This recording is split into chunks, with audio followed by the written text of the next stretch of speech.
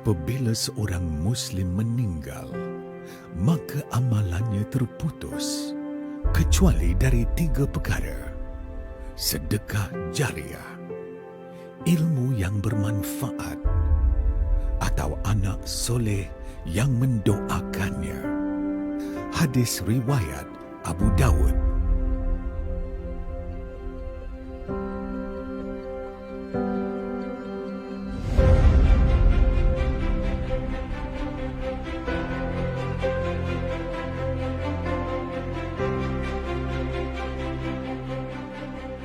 OneCorp ni adalah sebuah syarikat berhad jaminan tanpa share. Setelah dilantik oleh Majlis Agama Islam Negeri Johor sebagai nazihas untuk menguruskan semua aset-aset ataupun saham-saham yang telah diwakafkan oleh Johor Corporation. Demi memastikan manfaat wakaf dapat disalurkan kepada kumpulan sasaran, hasil dividen dan pendapatan yang diterima daripada pewakafan tersebut telah disalurkan kepada 5 aktiviti tanggungjawab korporatnya. OneCorp menguruskan rangkaian Masjid An-Nur di sekitar Johor Bahru dan Pasir Gudang. Masjid ini bukan sahaja berperanan sebagai pusat ibadah, malah ianya turut mengutamakan program-program keilmuan dan kemasyarakatan bagi memupuk semangat kesatuan di kalangan masyarakat setempat. Di samping itu, manfaat wakaf juga disalurkan untuk membantu pesakit-pesakit yang kurang berkemampuan untuk mendapatkan rawatan pesakit luar dan dialisis di klinik wakaf An-Nur dengan bayaran minima di seluruh negara. Bagi mempertingkatkan ekonomi keusahawanan, OneCorp telah memperkenalkan program Pusat Wakaf Komuniti untuk melatih golongan sasaran melalui 2 program keusahawanan perintis, iaitu latihan kemahiran jahitan dan gunting rambut. Selain latihan kemahiran, OneCorp juga turut menyediakan pembiayaan perniagaan patuh syariah melalui dana niaga kepada usahawan mikro yang ingin mengembangkan perniagaan mereka. Jalinan Ukhuwah adalah program turun padang bersama pemimpin untuk mendekati masyarakat setempat melalui aktiviti kebajikan seperti gotong royong, pemeriksaan kesihatan percuma, pengimarahan masjid serta penyerahan sumbangan kepada golongan yang memerlukan. Brigade Wakaf ditubuhkan bagi membantu masyarakat dalam operasi mencari dan menyelamat apabila berlakunya bencana. Sumbangan tanggungjawab korporat ini turut diberikan semasa dalam keadaan aman melalui pelbagai aktiviti kemasyarakatan yang dijalankan sepanjang tahun. Melihat kepada peningkatan jumlah jemaah haji dan umrah serta pelancongan Muslim setiap tahun, permintaan untuk perkhidmatan mutawif juga dilihat semakin meningkat. OneCorp merupakan perintis bagi program pensijilan mutawif yang dilaksanakan oleh Akademi Mutawif. Selain itu, dana mutawif turut disediakan bertujuan untuk memberi kemudahan kepada bakal mutawif menjalani latihan praktikal di Tanah Suci.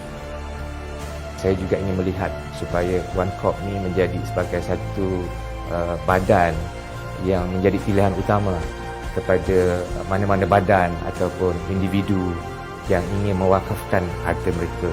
Kita harapkan kita dapat memberi manfaat yang lebih besar kepada masyarakat keseluruhannya. Sesungguhnya, setiap wakaf menjana kebaikan.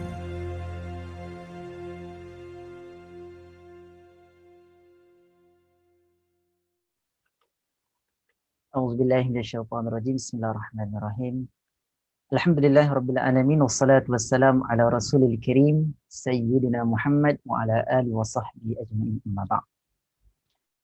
Assalamualaikum warahmatullahi taala wabarakatuh. Kepada tuan-tuan, puan-puan, sidang penonton juga followers page Wakaf An-Nur, apa khabar semua? Dah makan ke belum? Mudah-mudahan semua yang hadir pada petang ini mudah-mudahan diberikan kesihatan yang baik oleh Allah Subhanahu Wa Taala. Pertama dan selama-lamanya kita merafakkan setinggi-tinggi kesyukuran kehadrat Allah Subhanahu Wa Taala kerana sedar ataupun tidak, Allah telah memilih kita untuk berada dalam satu majlis yang barakah, majlis ilmu, juga majlis program Bual Bicara kita dengan topik yang saya kira sangat pentinglah pada hari ini. Lebih-lebih lagi dalam waktu yang sangat genting dalam keadaan kita ini PKP. Dan iaitu dalam satu Bual Bicara dengan tajuk yang kita bawakan, kesihatan mental, masihkah ada jalan keluar? InsyaAllah dibawa secara live menerusi page Wakaf An-Nur, juga melalui page FB Masjid Sultan Iskandar. Jadi insyaAllah pada petang ini bersama dengan saya untuk kita membicarakan tajuk kita yang penting pada hari ini, seorang pegawai psikologi daripada Jabatan Psikiatri Hospital Sultan Aminah, yang kami bawakan kepada tuan-tuan bersama, iaitu Encik Muhammad Yassin Khamis. Apa khabar tuan? Alhamdulillah, baik. Alhamdulillah. Sihat Bagaimana? Alhamdulillah juga baik, diberikan kesihatan yang baik, alhamdulillah. Jadi saya nak ucapkan terlebih dahulu terima kasih kepada Encik Yassin kerana sudi bersama kami dan juga kepada sidang penonton untuk kita sama-sama berkongsi info dan maklumat. InsyaAllah sebelum kita mula, saya mohonlah kepada sahabat-sahabat yang baik hati pada petang ini agar dapat dipanjangkan ataupun kita mohon tekan butang share siaran FB kita live pada petang ini. Mudah-mudahan dengan kita share dan kongsikan, lebih banyak dan lebih ramai mendapat manfaat dan kebaikan daripada ilmu yang akan dikongsikan sebentar lagi. Dan mudah-mudahan amalan kecil tu kita dapat bacaan kecil tapi sebenarnya satu nilai yang besar di sisi Allah Subhanahu Wa Taala, dan mudah-mudahan perjalanan bual bicara kita pada petang ini dapat manfaat dan dipermudahkan oleh Allah. Jadi Tuan Yassin, alhamdulillah, mudah-mudahan sebelum kita mula kepada bual bicara kita, kalau kita lihat pada hari ini tajuk kita lah kesihatan mental, masihkah ada jalan keluar. Jadi kita nak tanya dulu, soalan yang pertama lah sebelum kita nak bahas lebih lanjut, apa di kesihatan mental tu sebenarnya? Saya pun nak tahu apakah definisi yang kita boleh sebut kesihatan mental itu daripada sudut yang boleh dipahami oleh para masyarakat. Kerana saya kira lah majoriti masyarakat mereka beranggapan bahawasanya kesihatan mental ni biasa orang gila je. Kalau saya pun kalau tanya begitu, oh kesihatan mental, oh ni orang gila lah ataupun orang yang tidak siuman dan sebagainya. Tapi kita mungkin tidak sedar sudut parameter kita yang hampir ni mungkin ada saja daripada kalangan keluarga, sahabat hanya terdekat yang mungkin menghidap kemurungan yang dikatakan masalah mental tersebut. Jadi kita nak tahu apakah yang dimaksudkan kesihatan mental dan faktor ataupun punca yang menyebab berlakunya berlakunya masalah mental pada hari ini. Silakan Tuan Yassin. Baik, terima kasih kepada Tuan Imam. Bismillahirrahmanirrahim. Alhamdulillahirabbil alamin wassalatu ala asyrafil mursalin wa ala alihi wa sahbihi ajma'in. Pertama, marilah kita bersalawat kepada junjungan besar Nabi Muhammad Rasulullah sallallahu alaihi wasallam. Muhammad wa ala alihi Muhammad. Soalan Tuan Imam ni soalan yang baguslah tentang gila-gila ni kan. Sikit-sikit gila, malah kami yang bekerja pun dianggap boleh jadi gila ke? Punyalah banyak kecelaruan tentang isu yang berkaitan dengan kesihatan mental. Baik, kalau kita bercakap tentang kesihatan mental ni, biasanya sebelum kita pergi definisi dia, kita kadang tak dapat pisahkan kesihatan mental dan kecelaruan mental. Artinya mental health dengan mental disorder. Jadi kita samakan aja. Kerana dia ada dua kata yang sama, iaitu mental dengan mental. Jadi kesihatan mental kita tinggalkan, kecelaruan mental kita tinggalkan, jadi kita samakan menjadi satu je. Jadi mental. Jadi kecelaruan ini memberikan definisi yang negatif terhadap isu yang berkaitan kesihatan mental dan kadang-kadang menjadi tabu untuk membicarakan tentang kesihatan mental. Jadi kesihatan mental ni sebenarnya adalah keseimbangan. Apa keseimbangan itu? Apa yang kita fikir, apa yang kita rasa dan apa kesannya terhadap tingkah laku kita. Apa yang jadi pada behavior kita. Contohnya kita rasa sedih, kita fikir fikiran yang sedih, so kita menangis. Itu adalah berkaitan dengan kesihatan mental. Tapi dia boleh jadi kecelaruan mental. Macam mana boleh jadi kecelaruan mental? Benda tu terlalu lama, tidak dapat di-stop. Ambil masa. Kita punya coping skill atau coping mechanism kita tak betul. Dah sedih tetapi kita menafikan misalkannya, ataupun kita larut dengan kesedihan itu misalnya, hingga kan menjadi kita berfikir yang bukan-bukan. Itu baru jadi kesihatan mental. Jadi sebenarnya kesihatan mental adalah keseimbangan. Kena faham konsep keseimbangan. Kerana apa? Kita tak boleh mendefinisikan kesihatan mental tu dari sudut abnormal semata-mata. Okey? Contohnya macam ini tadi tentang kesedihan sebagai pegawai psikologi yang bertugas di hospital, kadang-kadang kita banyak jumpa kes kesedihan. Terutama apabila sedih, budaya kita sering kadang-kadang ada budaya-budaya yang salah sering menafikan kesedihan. Contoh, kehilangan seseorang yang dikasihi akibat kematian. Okey? Apabila sedih, wajar untuk menangis. Kesedihan itu adalah perkara yang wajar. Untuk menangis, untuk hiba, untuk berduka, itu adalah wajar, itu adalah normal, itu adalah berkaitan dengan kesihatan mental.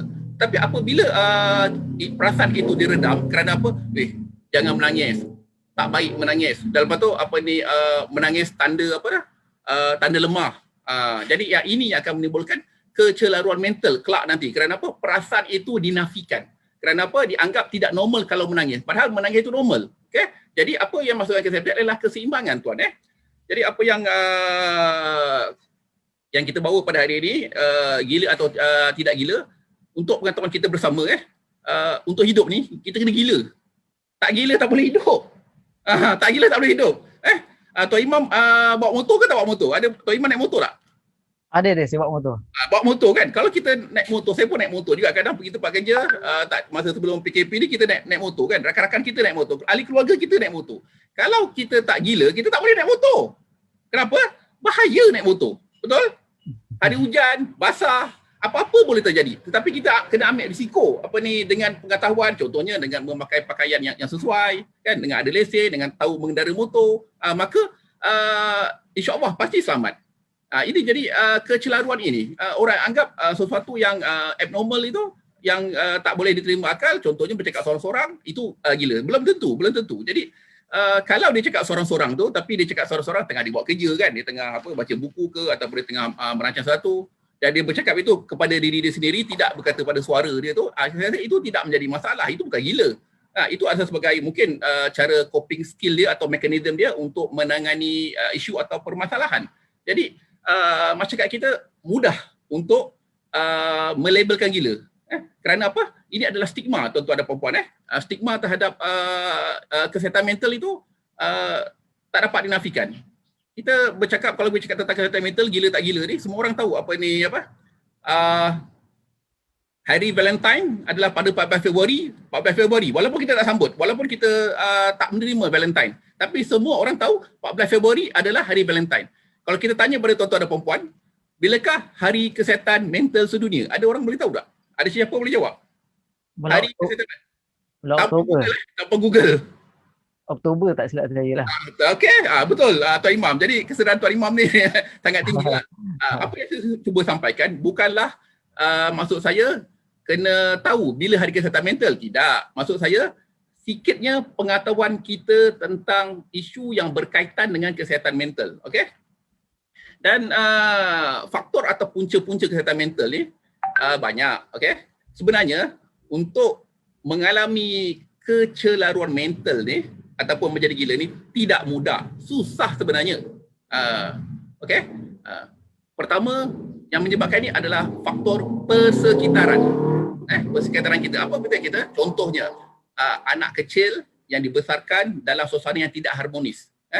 Ibu bapa bergaduh misalkannya, okey?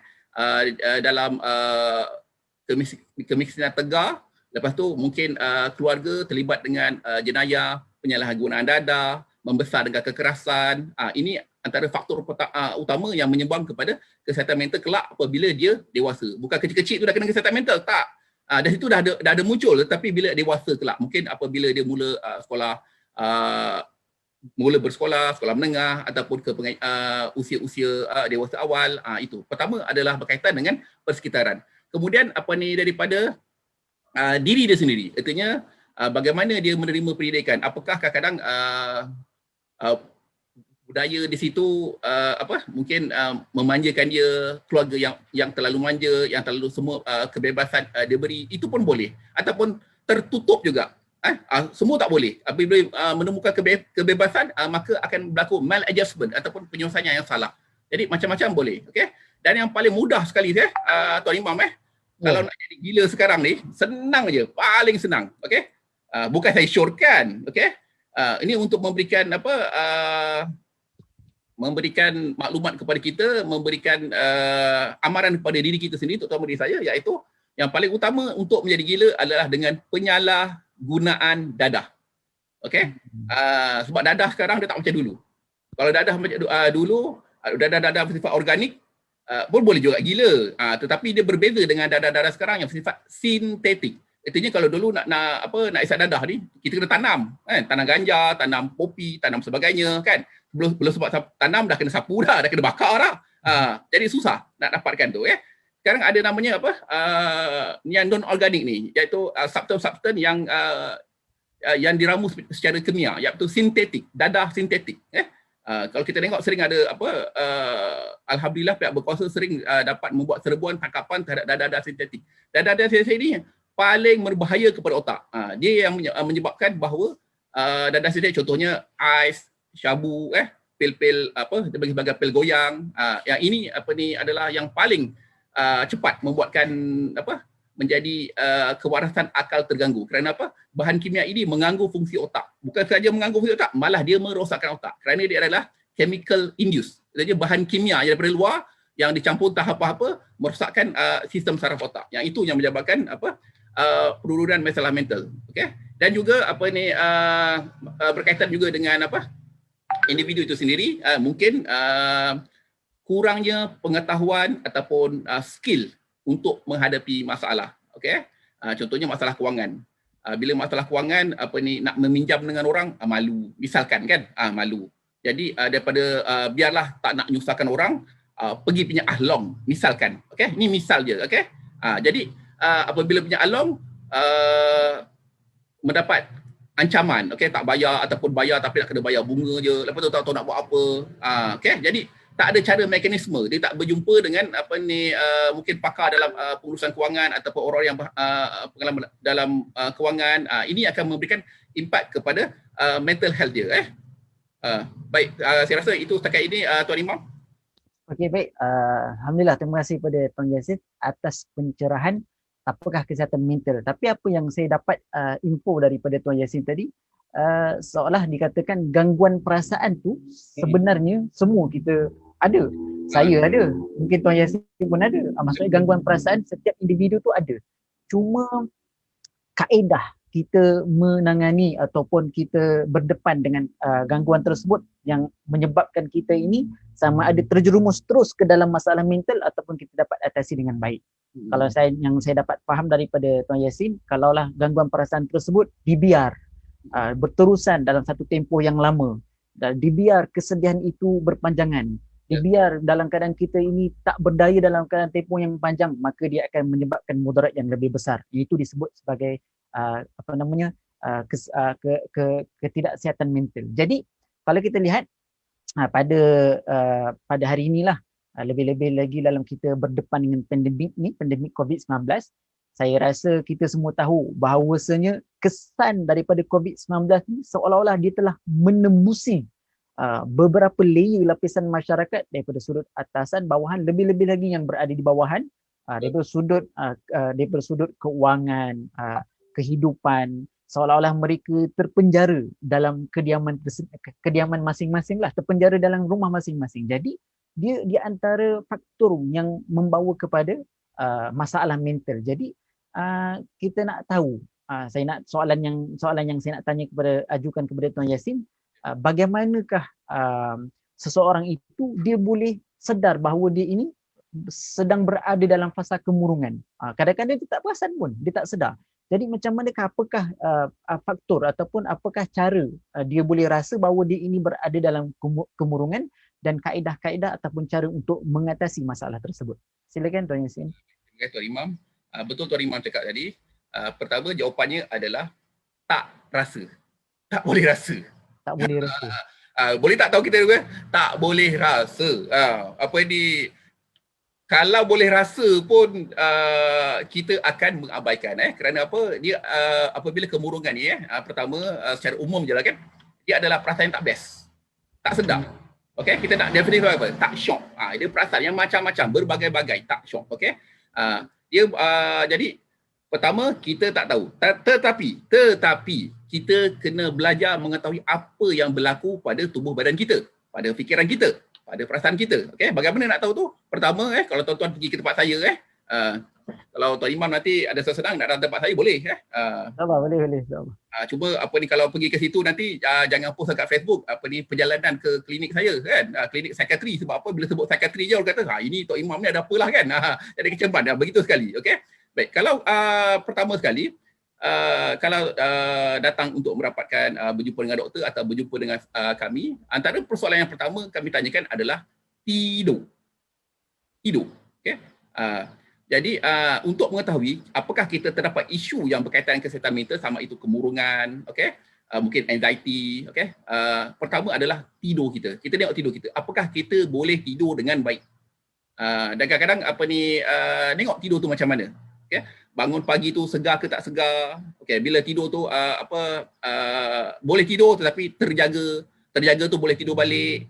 Jadi pola tidur, dan tak biasa kita tidur macam itu, ataupun memang biasa kita tidur macam itu dan kita tak sedar bertahun-tahun, kita anggap itu sebagai lumrah, normal kerana penat bekerja atau sebagainya. Okey, jadi untuk mendefinisikan bahawa tidur kita baik atau tidak baik, maka kenalah berjumpa dengan doktor ataupun pakar-pakar dalam yang boleh menilai kesihatan mental kita. Okey, jadi yang pertama kali kena tidur. Okey, kadang-kadang bukan saja tak boleh tidur, terlebih tidur pun adalah merupakan masalah. Asyik tak tidur je. Kenapa nak tidur? Kerana apa? Tak nak fikir. Okay? Dan ini adalah manifestasi daripada rasa nak mati. Tapi tak nak mati. Itu apa biasanya berlaku kepada kemurungan. Rasa macam dunia ini tidak bermakna untuk saya. Dunia ini terlalu kejam, malah nak fikir. Kalau boleh saya nak tidur je sepanjang. Itulah pesakit-pesakit saya. Kerana apa? Tak nak fikir lagi. Kekuatan tu dah tak ada. Okay? Jadi pertama adalah tidur. Okay? Jangan salah faham tuan-tuan dan puan-puan, kita bercakap tentang tidur ni Tuan Imam sebagai orang Islam, kita kena berfokus kepada definisi tidur itu adalah cukup rehat, bukan cukup tidur sebagai orang Islam. Kerana apa? Kita dituntut sebagai pada malam kita kena bangun, solat tahajud, solat apa kan. Kita kena definisi kita sebagai orang Islam adalah cukup rehat, bukan cukup tidur. Kalau cukup tidur kena tidur daripada 8 jam ke 6 jam ke, tergantung pada umur kan. Itu pandangan secara umum, betul, saya tak larang, tapi sebagai orang Islam kita kena cukup rehat. Artinya mungkin kita bangun untuk solat tu pun tak berapa lama kan, 15 minit ke setengah jam ke, kemudian tidur balik. Itu kita cukup rehat, bukan cukup tidur. Itu untuk orang Islam lah. Okey, kena faham konsep tidur ini. Yang kemudian tuan-tuan berkaitan dengan selera makan. Okey, biasanya kalau kita ada masalah nak fikir, kita akan lupa makan. Mula kita lupa, lepas tu tak ada selera nak makan. Ataupun terlebih makan pun sama juga, dia bukan selera je. Saya tak kemurung, saya makan banyak. Nampak ni saya makan aiskrim, makan coklat, makan apa. Itu tanda kemurungan lah. Sebab apa? Apabila kemurungan datang, dia tak syok, dia tak best. Sebab tu kita nak cari apa yang sedap untuk diri kita. Sebab apa? Bila kita makan coklat ke, makan aiskrim ke, dia memberi sensasi kepada lidah kita yang memberikan kebahagiaan kepada otak kita. Okey? Jadi tak bagus sebab terlalu makan aiskrim setiap hari kan. Aiskrim tak murah pula tu. Apa nama dia? Häagen-Dazs yang RM15. Kalau Tuan Imam biasa makan ke dekat highway? Saya makan aiskrim Malaysia je. Aiskrim Malaysia je boleh lah kan. Jadi bukan coklat, makan apa. Jadi ini akan memberi mudarat kepada tubuh badan. Okey, beri baikkan selera makan. Kalau biasa boleh kena nasi ayam penyet boleh tengok. Tak ada mana tak ada. Ayam penyet tu. Itu adalah berkaitan dengan selera makan. Ada pengaruh. Yang selanjutnya kita sebagai kita mengalami tepu perasaan ataupun numbness. Numbness ni apa maksud dia? Biasa perkara yang kita buat, kita dah tak ada feeling lagi, dah tak rasa gembira lagi. Contohnya, mungkin Pak Imam suka memancing ke? Oh, saya tak ada kepakaran dalam memancing. Okeylah, contohnya orang yang yang suka memancing, hobi dia memancing kan? Joran-joran pancing ni kalau dikumpulkan boleh beli motor saya. Punyalah mahal, okey. Biasa memancing. Tetapi apabila memancing dah tak ada mood lagi. Dah tak ada keinginan lagi untuk memancing. Padahal dia memang kaki memancing kan. Setiap bulan pakak ramai-ramai 400 500 orang pergi mengail naik bot tu kan. Wow, tak murah tu kan. Dengan berhari-hari kan. Jadi apabila dia kehilangan rasa seperti itu berkemungkinan dia mengalami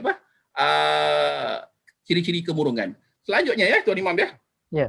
Selain daripada rasa tu juga berlaku yang paling berlaku adalah ciri-ciri rasa tidak berdaya, tidak tertolong kan, rasa lemah, rasa lesu. Rasa lemah dan rasa lesu ini boleh juga di badan, di tubuh badan kita. Dia akan efek kepada kita. Walaupun dia kesihatan mental tapi dia efek pada tubuh badan kita. Artinya malas, nak bangun malas, nak pergi kerja malas. Salah satu kriteria saya apabila saya berjumpa dengan pesakit saya tanya dia, kalau dia ada isu yang berkaitan dengan depression, saya akan tanya pada dia, kalau awak nak pergi kerja, nak pakai kasut tu rasa bercinta tak? Kalau dia kata malah, itulah ciri-ciri ada mengalami kemurungan yang berkaitan dengan tempat kerja.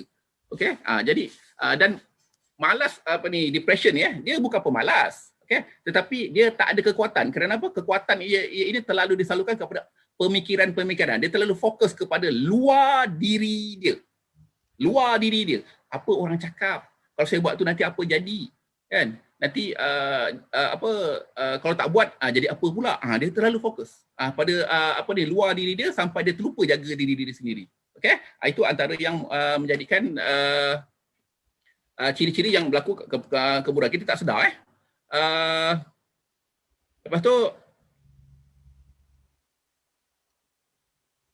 yang perlu rasa juga munculnya perasaan-perasaan yang tadi saya cakap dia tak berguna kan. Okey, ada rasa macam lebih baik mati, ke arah kematian dan kalau severe, teruk, dia akan lakukan percubaan membunuh diri. Ini yang serius lah kan. Tetapi biasanya alhamdulillah sebagai kebanyakan kes yang saya tengok Tuan Imam alhamdulillah orang-orang yang beragama, tak kiralah agama apa kan, terutama orang Islam kan, kalau dia beragama, mereka ada sedikit kekuatan yang untuk tidak membunuh diri berbanding dengan orang-orang yang beragama. Tak kiralah apa agama dia. Tak kira agama dia, menjadi ada kepercayaan, dia ada kekuatan, walaupun tak banyak, ada kekuatan spiritual. Ini yang menghalang dia untuk membunuh diri. Dan dan boleh jadi juga mula menceriakan diri. Apa mula menceri? Ambil potong-potong tangan, makan ubat banyak-banyak kan, dan minum nama dia tu? Cecair chemical yang berada di rumah. Ini adalah perbuatan-perbuatan yang cubaan membunuh diri. Dan saya rasa setakat ini itu Tuan Imam. Silakan. Kembali kepada Alhamdulillah, terima kasih kepada Tuan Yassin yang saya dapat boleh saya cuba untuk simpulkan di antara dia punya simptom lah. Kita masing-masing sidang penonton pun boleh cek diri kita, tengok ahli keluarga kita ada tak simptom-simptom seperti mana dikongsikan tadi. Kalau kita lihat di antaranya mereka yang berasa sedih itu dalam keadaan tempoh yang panjang. Kemudian kita boleh tengok juga seperti yang Tuan Yassin sebut, aktiviti-aktiviti biasa yang kita buat tu, kita seronok, kita gembira, tapi dia mula hilang minat. Dia rasa macam tak bertenaga dan tak bermaya, macam cepat putus asa. Itu kalau kita nampak simptom tersebut ada, maka itu juga dikira sebagai di antara masalah kesihatan mental. Dan di antaranya juga mereka-mereka yang mengalami masalah tidur. Ceklah, tanya diri kita dululah, sama ada kita ni kurang tidur ke, terlebih tidur. Itu juga di antara faktor-faktor yang ada. Termasuk juga yang saya dapat recap adalah dalam masalah makan. Makan terlalu banyak secara mendadak ataupun tak lalu makan sehingga menurun berat badan secara mendadak, juga di antara faktor-faktor yang kita lihat di antara faktor yang memberi kecenderungan untuk kita mengalami masalah kesihatan mental. Sebelum kita lanjutkan Tuan Yassin, kita ada soalan daripada sidang penonton yang mana saya akan bawakan soalan yang pertama daripada sidang penonton. Soalan pertama, adakah stres yang keterlaluan akibat kehilangan anggota keluarga yang disayangi dalam keadaan pandemik ini turut menjejaskan kesihatan mental? Itu soalan yang pertama. Dan soalan yang kedua adalah soalannya, adakah perasaan benci kepada orang lain, iaitu hasad, dengki, ada penyakit hatilah kita, dengki, iri hati tu yang ada dalam Islam, tapi dari sudut pandang sisi perubatan, adakah ia dikira sebagai kesihatan mental? Nak katakan ada orang ni kadang-kadang dia sakit hati, tak boleh tengok orang lebih, kadang-kadang dia rasa iri hati, kadang-kadang dia rasa hasad dan sebagainya. Jadi dalam bidang perubatan, adakah ini dianggap sebagai kesihatan mental ataupun tidak? Silakan Tuan. Baik. Apa dia soalan yang baik. Jadinya artinya kalau ada soalan ni artinya penonton kita menyimak kan. Dia tak buka saja ke sekadar buka tak tengok kan. Jadi bagus ni. Jadi dia menyimak. Jadi apa ni mudah-mudahan apabila dia menyimak tu rayuan kita untuk apa yang kita promosikan tadi bantuan Gaza mungkin penonton kita dapat bantulah. Okey baik. Soalan tadi tu kan. Yang pertama tentang itu. Okey yang itu bukan stres. Okey itu namanya bukan stres. Itu namanya kalau bahasa istilah dia adalah grief ataupun kesedihan dan kedukaan. Itu terjemahan bahasa Melayu pula kan. Tapi kita definisikan sebagai grief and bereavement. Itu adalah perasaan sedih akibat kehilangan. Di mana apabila kita rasa sedih kan dia akan ada muncul pertanyaan-pertanyaan dan emosi-emosi yang mewarnai kesedihan itu. Pertamanya kita akan rasa marah.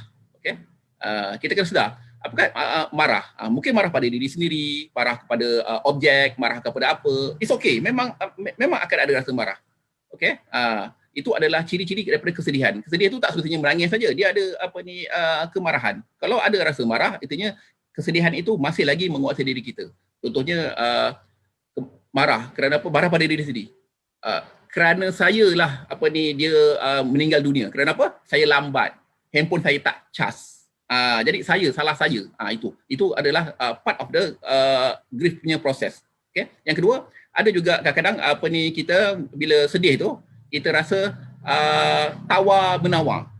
Tawar menawar? Kalau dia tak keluar, kalaulah dia tak pergi pusat perbelanjaan itu, kalau dia tak pergi mall tu, kalau dia tak pergi bekerja, tentu hal ini tidak terjadi. Okey?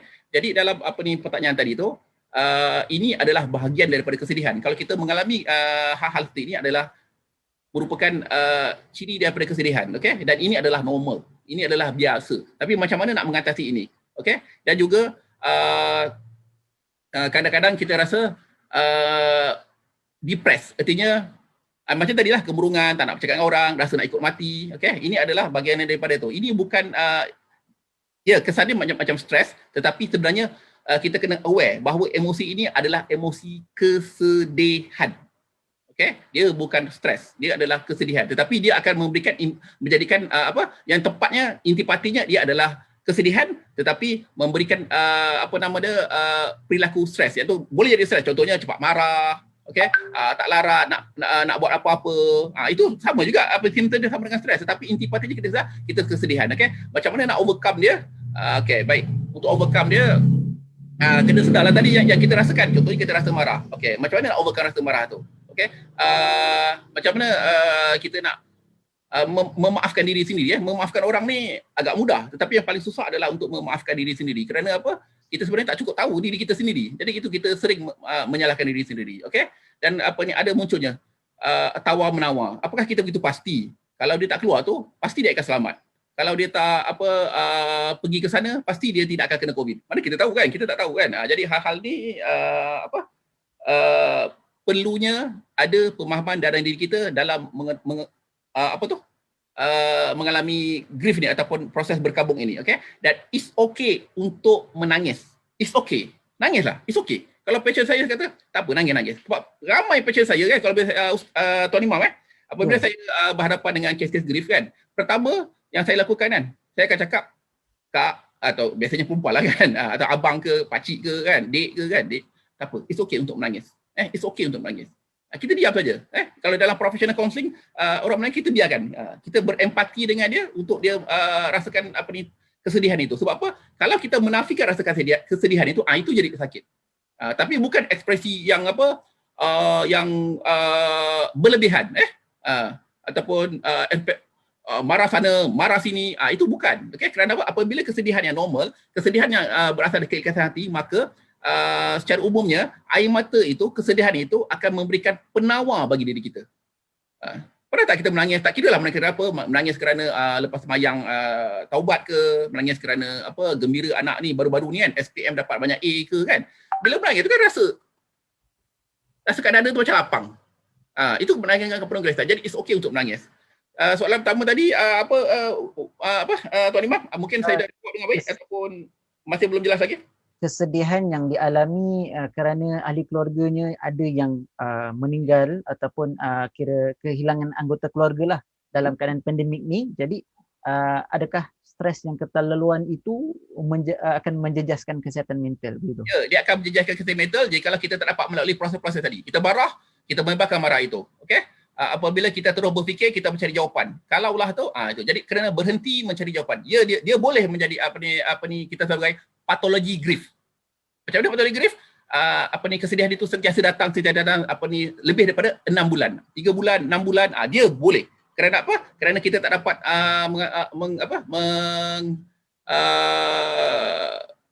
meneutralkan diri kita dengan sedih ni. Bukan menafikan, tak boleh nafikan. Dengan Allahumma salli Muhammad. Okey. Dan biasanya dalam kita berduka, kita sering isu yang berkaitan dengan kerohanian. Okey. Kita selalu melabel. Kalau menangis tak redha. Yang ini kena berjaga. Okey. Redha dengan sedih dia adalah dua yang berbeza. Redha itu antara hati kita secara spiritual dengan Allah Taala. Okay? Kita nangis tu kerana kita nangis, kita manusia biasa. Apakah kita tangis tadi itu kita tak redha? Itu tak boleh dibuktikan, tak ada sama. Jadi dalam grief itu kena bezakan, aware perasaan sedih itu. Redha lain, tu lain. Redha lah. Okay? Kita tak tahu sebab itu hati. Okay? Tetapi tangisan, kesedihan itu adalah hal yang wajar. Jadi kena akui rasa sedih. Baik, yang kedua iaitu tentang apa tadi, Tuan Imam? Yang kedua tadi tentang perasaan iri hati, hasad, dengki, benci, penyakit-penyakit hati ni adakah dikira dalam ilmu perubatan sebagai penyakit mental? Ada, okey, ada. Dia ini kalau di dalam di dalam kitab psikiatri kan, dalam kitab psikiatri dia panggil bukan kitab lah, buku untuk diagnos berkaitan dengan namanya DSM-5, ada namanya personality disorder. Personality, okey, personality disorder, kepribadian. Okey. Kepribadian ini dia kalau orang Jawa cakap kalau orang Jawa cakap dari sononya macam gitu. Contohnya apa selanjutnya? Contohnya anti-social disorder. Okey, dia nampak macam saja, semua salah, semua tak betul. Sesikit nak komplain, sesikit nak komplain. Okey, dia seorang je yang betul. Apabila kita kata dia salah, dia akan cari salah kita balik. Okey, ini anti-social disorder. Dan apabila dia tak menerima, dia boleh melakukan kekerasan. Okey, dia boleh melakukan aktiviti balas dendam. Contohnya mungkin pancitkan tayar kereta kita ke kan, calakan kereta kita ke, itu contohlah. Kalau macam dulu masa sekolah tu sakit hati kat cikgu tu, itu lain kan. Ini kalau dia sentiasa nak cari cara untuk melepaskan kegeraman dia. Ya, memang ada. Okey. Dan biasanya personality disorder ni kita rawat sesuai dengan simptom. Sebab apa? Personality disorder tak ada ubat. Dia tak ada ubat khas untuk personality disorder. Okey, contohnya narcissistic. Okey. Dia seorang je betul. Okey. Saya seorang je handsome. Orang lain semua tak handsome. Tuan Imam tak betul. Kan? Saya lebih betul. Saya boleh jadi lebih baik daripada Tuan Imam. Tuan Imam apalah bacalah. Itu narcissistic. Okey? Dia seorang je. Tak maaf lah, saya kata Tuan Imam ni atau Tuan Imam lain kan. Itu kita biasa jumpa kan. Memang ada je. Ini adalah tu. Okey? Dan tiada ubat untuk mereka. Tiada ubat. Kecuali ada simptom. Contohnya orang-orang yang mengalami personality disorder ni, dia mengalami kemurungan. Okey? Dia ada dengar suara. Okey, so kita akan rawat yang dengar suara tu. Dia nampak bayangan. Okey, dia dengar suara. Okey, suara tu dia takut Tuan Imam Kalau suara yang kita dengar yang bersifat psikotik ni ataupun halusinasi ni, dia tak cakap baik.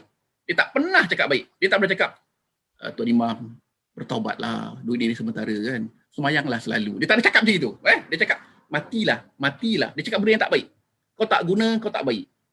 Jadi kita hanya boleh rawat simptom psikotik saja. Jadi yang penting bagaimana untuk berhadapan dengan orang yang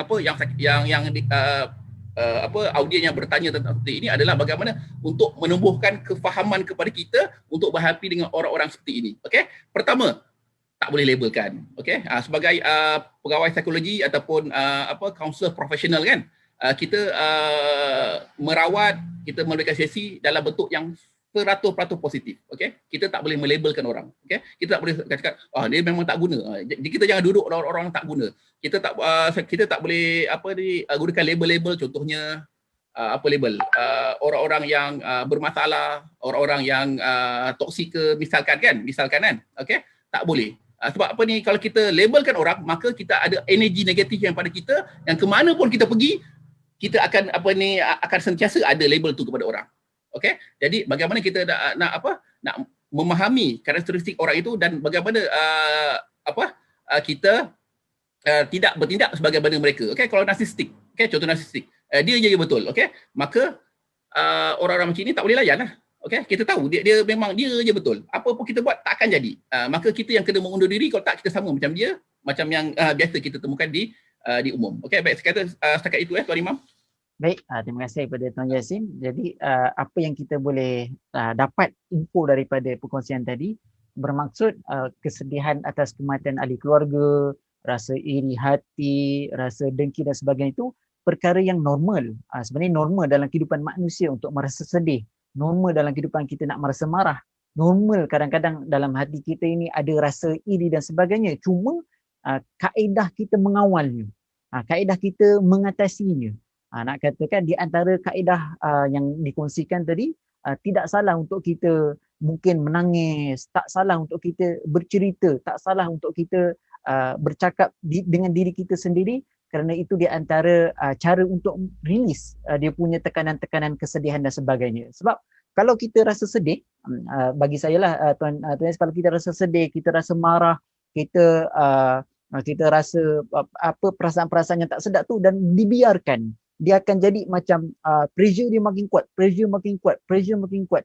Yang mana tiba satu masa kalau pecah empangan tersebut, macam empangan lah, air terlalu kuat, empangan tu dah tak kuat, bila dia pecah, itu yang akan membawa kepada kemudaratan yang lebih besar lah. Contoh macam bunuh diri dan sebagainya. Jadi yang penting adalah setiap perasaan marah kita ke sedih kita adalah ditangani dengan baik. Sebaik-baiknya dengan kita berjumpa dengan orang yang pakar, bertanya pada orang yang pakar, dan yang paling penting adalah kita berbalik pada agama lah, berbalik pada Tuhan, bercerita dengan Allah Subhanahu Taala. Sebab tu sedikit saya nak kongsikan doktor, sebab tu dalam agama kita dia ada dua unsur yang penting. Satu, jasmani dan rohani. Kan kita selalu sebut jasmani dan rohani. Jasmani, agama kita mementingkan dari sudut makanannya, kesihatan dan sebagainya. Tapi spiritual kita, rohani tu dia memerlukan kepada ilmu, iman dan kasih sayang. Jadi kedua-dua ni perlu disuburkan secara seimbang, barulah kita dapat menangani masalah mental. Jadi doktor, Tuan, untuk saya rasa baik, sebelum kita teruskan ni, kita boleh lihat kami daripada pihak Wakaf An-Nur ingin menyeru kepada sidang penonton untuk mengambil ruang dan peluang untuk sama-sama kita menyumbang terhadap apa program yang telah kita lancarkan, di antaranya rayuan kecemasan untuk selamatkan Palestin kepada tabung Cinta Gaza Malaysia, yang mana itulah di antara perkara-perkara yang perlu diambil perhatian, kerana di antara hubungan kita dengan manusia yang mana akan ditanya oleh Allah semula di akhirat kelak, apakah peranan kamu, apakah sumbangan kamu terhadap saudara-saudara muslim kamu di sana. Jadi ayuh kita mengambil kesempatan ini, boleh menyumbang melalui akaun yang tertera di paparan ini melalui Masjid An-Nur Kota Raya, dan juga boleh menerusi Maybank melalui Cinta Gaza Malaysia, dan juga boleh berhubung dengan pihak kami untuk mendapat maklumat yang lanjut. Mudah-mudahan rezeki yang kita ada dikeluarkan memberi kemudahan kepada mereka yang berada di sana. Okey, alhamdulillah. Jadi kepada Tuan Yasin, untuk soalan yang saya rasa mungkin soalan yang sebelum soalan-soalan yang terakhir lah ni, kita juga dah berada di penghujung ni. Jadi di antara perkara yang kita lihat, yang boleh lihat pada hari ini, ramai yang duduk di rumah. Bila duduk rumah macam terpenjara dalam rumah masing-masing, tak boleh buat aktiviti yang biasa mereka lakukan. Jadi banyak juga mereka menghabiskan masa dengan telefon bimbit, ataupun kita boleh sebut social media, dengan ada tengok apa yang terkandung dalam Facebook. Kadang-kadang komen-komen yang ada di post Facebook itu juga mengundang dia itu rasa macam dia tak sedap lah. Jadi kadang-kadang boleh mengganggu emosinya. Tambah-tambahan lagi dalam keadaan pandemik ni pula, anak-anak yang ada di rumah nak melakukan PDPR, mak bapak pula ada work from home. Jadi dia ada kecelaruan dengan sosial medianya, dengan anak-anak persekolahannya, dengan ruang kerjanya. Jadi apakah di antara langkah-langkah yang kita boleh ambil supaya kita dapat menangani isu yang kita terpenjara dalam kediaman sendiri ni, yang boleh kita dapat lakukan supaya dapat mengurangkan dia punya impak kepada kesihatan mental kita. Silakan Tuan Yasin. Baik. Terima kasih kepada Tuan Imam. Ya betul, ini adalah cabaran masa kini. Kita tahu, dan saya sendirilah banyak berjumpa dengan pasien-pasien saya, klien-klien saya yang merupakan mangsa lah daripada kesan daripada pandemik ini. Bukanlah mangsa apa, tetapi kerana selama ini pasangan tidak sering duduk dalam satu rumah, seorang kerja kat Singapura, balik dah lambat, jadi komunikasi itu kurang, jadi mengurangkan juga bentuk pergaduhan atau pertengkaran. Jadi apabila sekarang ni tidak bekerja dari rumah dan anak pun tak ada sekolah, kadang-kadang hal ini memberikan impak kepada kesihatan mental di dalam keluarga. Baik. Sebenarnya yang pertama kita kena ingat, dia bukan semata-mata akibat daripada kuarantin di rumah menjadikan keluarga itu kacau bilau. Sebenarnya kebanyakannya dia dah mula underlying ataupun kekacauan itu dah ada lama dah. Cuma dia escalate. Dia muncul apabila dah mula berada di rumah, tak dapat bebas lagi, dah tak buat apa-apa lagi, kan? Begitu. Dalam kehidupan nyata, nyata kadang-kadang mungkin kalau kat luar biasanya dia banyak tengok handphone. Tak apalah apa tujuan main PUBG ke apa ke, apabila dekat rumah pun amalan itu masih dilakukan dengan sama. Jadi ada pula isteri tengok suami asyik pegang handphone je. Dan salah satu daripada yang banyak klien-klien saya mengadu kat saya kan, suami ni asyik tengok handphone sampai terpaksa saya kata mungkin husband tu main PUBG kot. Saya pun tahu saya tak main PUBG kan. Sebab apa saya nak neutralkan orang kan. Sebab apa tuduhan yang macam-macam terhadap kalau handphone ni terlalu banyak. Memang saya akui hal itu. Mungkin ada underlying lain saya tidak pasti. Baik, berkaitan dengan hal tadi tu, untuk membantulah supaya kuarantin di rumah, tidak bergerak ke mana-mana, itu dapat dijalankan dengan baik adalah dengan menjalin komunikasi dengan baik dengan ahli keluarga. Saya tidak bercakap tentang perlu buat kerja bersama ke, masak bersama ke, apa ke, itu betul semua. Saya tak tahu. Buat aktiviti bersama, solat berjemaah, itu semua betul. Tetapi saya bercakap perkara yang nyata, yang real, yang boleh kita buat. Yang pertama adalah dengan memperkukuhkan komunikasi. Memperkukuh komunikasi, menjalin komunikasi yang lebih akrab, bukanlah bercakap. Bukan bercakap. Kena ingat tu, komunikasi bukan yang pertama, bukan bercakap.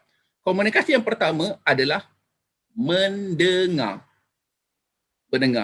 Nampak macam mudah dengar je kan? Bukan mendengar, cakap. Awak cakap apa? Cakap. Bukan macam itu.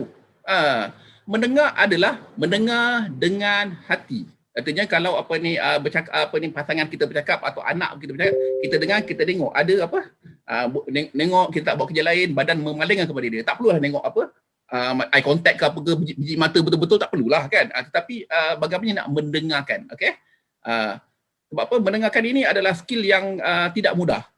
Contohnya macam ini. Kita tahu anak kita kat rumah asyik main handphone, kadang-kadang terdedah dengan serangan-serangan cyber, scammer. Katakan anak kita cakap, mak, ni ada orang nak kirim parcel kepada saya. Ni John daripada luar negara, daripada UK ke, daripada mana ke kan. Apa respon kita kalau kita tak berdengar? Kau jangan dengar, itu semua tipu. Itu tak berdengar, itu menghukum. Walaupun kita tahu memang betul tak ada John, tak ada parcel, tak ada apa. Tetapi macam mana nak menjalankan komunikasi adalah mendengar. Kena, mau tak mau kena sabar. Dengar. Agak-agak awak, kalau John itu betul kaya, nak bagi awak hadiah, macam mana kita boleh menanggung dia punya masalah dekat custom. Dia punya tu, untuk apa kita transfer kalau betul-betul lebih baik dengan awak. Kerana apa? Budak-budak ni dia tak tahu kan, dia kata dia dapat hadiah, jadi dia suka. Okey, jadi apabila kita condemn dia, maka dia nak cakap dengan kita tak? Dia tak nak cakap, tuan-tuan. Dia tak nak cakap. Kerana apa? Apabila dia cakap, kena marah. Apabila dia cakap, kena marah. Jadi perlunya bangun kekuatan untuk belajar mendengar. Dia kena belajar dulu baru boleh mendengar. Dia ada proses, dia tak boleh terus saja. Okey, kena belajar mendengar. Okey. Itu dengan anak, dengan pasangan pun sama. Kena belajar mendengar apa yang nak disampaikan. Mendengar itu tak sebenarnya dengar apa yang dia cakap, tak. Mendengar bahasa tubuh dia, apa kelakuan dia kan. Kalau muka monyok je kan, masak gedebang. Apalah hal kan. Diam dulu jangan. Kau ni dah kenapa? Gedebang. Nak tunjuk perasaan. Itu tidak mendengar. Okey. Kena merespon dengan baik. Mungkin kena diam, okey. Bila dia dah okey, baru nak bertanya apa yang berlaku. Jadi yang pertama adalah menjalin komunikasi di dalam keluarga. Lepas tu jangan pernah memberi janji manis. Memberi bulan dan bintang. Apa janji manis? Okey, kalau awak semua duduk rumah baik-baik, tak stres, nanti ayah bawa awak semua pergi melancong ke luar negara apabila COVID ni berakhir. Betul, COVID berakhir. Alhamdulillah, mudah-mudahan. Amin. Kita doakan bersama COVID berakhir. Tetapi lepas tu, tak dapat pergi pula. Kan? Mungkin kekangan masa. Lepas tu sebab apa, bila COVID dah berakhir, semua orang nak keluar negara, tiket jadi mahal. Kan? Mungkin hotel book penuh, tak dapat pergi. Ataupun kita tak dapat cuti sebab ramai nak bercuti. Kan? Jadi, jangan memberi janji-janji manis. Okey? Andainya pun berjanji, tetapi janganlah memberi janji yang tepat. Contohnya, okey, kalau COVID berakhir, insya-Allah kalau ayah ada rezeki, kalau mak ada rezeki, kita ada kesempatan, kalau kapal terbang tiket tak mahal, contohnya macam gitu, okey. Jalin komunikasi dengan baik dengan mendengarkan, lepas tu jangan memberi janji-janji manis. Lepas tu yang paling penting adalah ibu bapa adalah memahami perkembangan generasi, okey. Sekarang ni kita generasi berapa? Kita generasi X ke Y ke, kan? Milenial ke apa ke, kita kena faham mereka ini berbeza dengan kita. Jauh berbeza. Tak boleh mengadaptkan apa yang kita belajar secara ortodoks. Artinya apa? Ibu bapa kita ajar macam gitu. Okey, kalau datuk nenek kita ajar ibu bapa kita macam itu, kita ikut. Tak boleh. Berbeza. Kita dulu kalau nak nak bercinta ke, nak nelefon ke, kan? Koin banyak-banyak. Sekarang tak payah. Sekarang handphone, free call. Okey? Habis bateri, cocok power bank. Berbeza. Jadi konsep ini kena faham sebab ini bukan kita tidak duduk dalam perkembangan zaman ni sama seperti ini. Kita lain. Kita mungkin bermain bola, mungkin banyak outdoor, tapi mereka banyak yang indoor. Jadi kena faham konsep ini, kena keseimbangan, kena ada keseimbangan. Macam mana nak keseimbangan? Bermula daripada kalau macam anak-anak bermula daripada keluarga. Kalau kita tengok ketagihan gadget banyak sekarang, terlalu banyak sekarang, sampai menjadi agresif. Dan ini bukan kerana akibat daripada PDPR ke apa, nak salahkan PDPR lah, nak salahkan apa, sebab apa, benda ni dah lama ada, cuma kita tak sedar. Macam tadi kemurungan, kita tak sedar. Kalau tuan-tuan pergi ke warung tom yum sebelum kalau ingat-ingat dulu sebelum ada COVID ni kan duduk kat warung tom yum, kalau saya makan tom yum ni, saya suka tengok kiri kanan, mak sama, bapak sama, anak sama. Malah baby dalam stroller tu siap boleh tunjuk. Ni kerana apa? Baby stroller, lepas tu bapak mesti ni. Sebab apa? Nak mudah kerja. Jadi kita sendiri yang melatih anak-anak kita untuk handphone. Tak ada masa pun nak bercakap. Dan bila tengah makan pun ada handphone kat depan. Bila masa nak bercakap? Jadi benda ni dah terbiasa, tuan-tuan. Jadi untuk mengubahnya tidak mudah, maka perlulah kita perkukuh komunikasi yang saya sampaikan tadi. Silakan saya sampaikan kembali kepada Tuan Imam. Okey, baik. Terima kasih Tuan Yasin.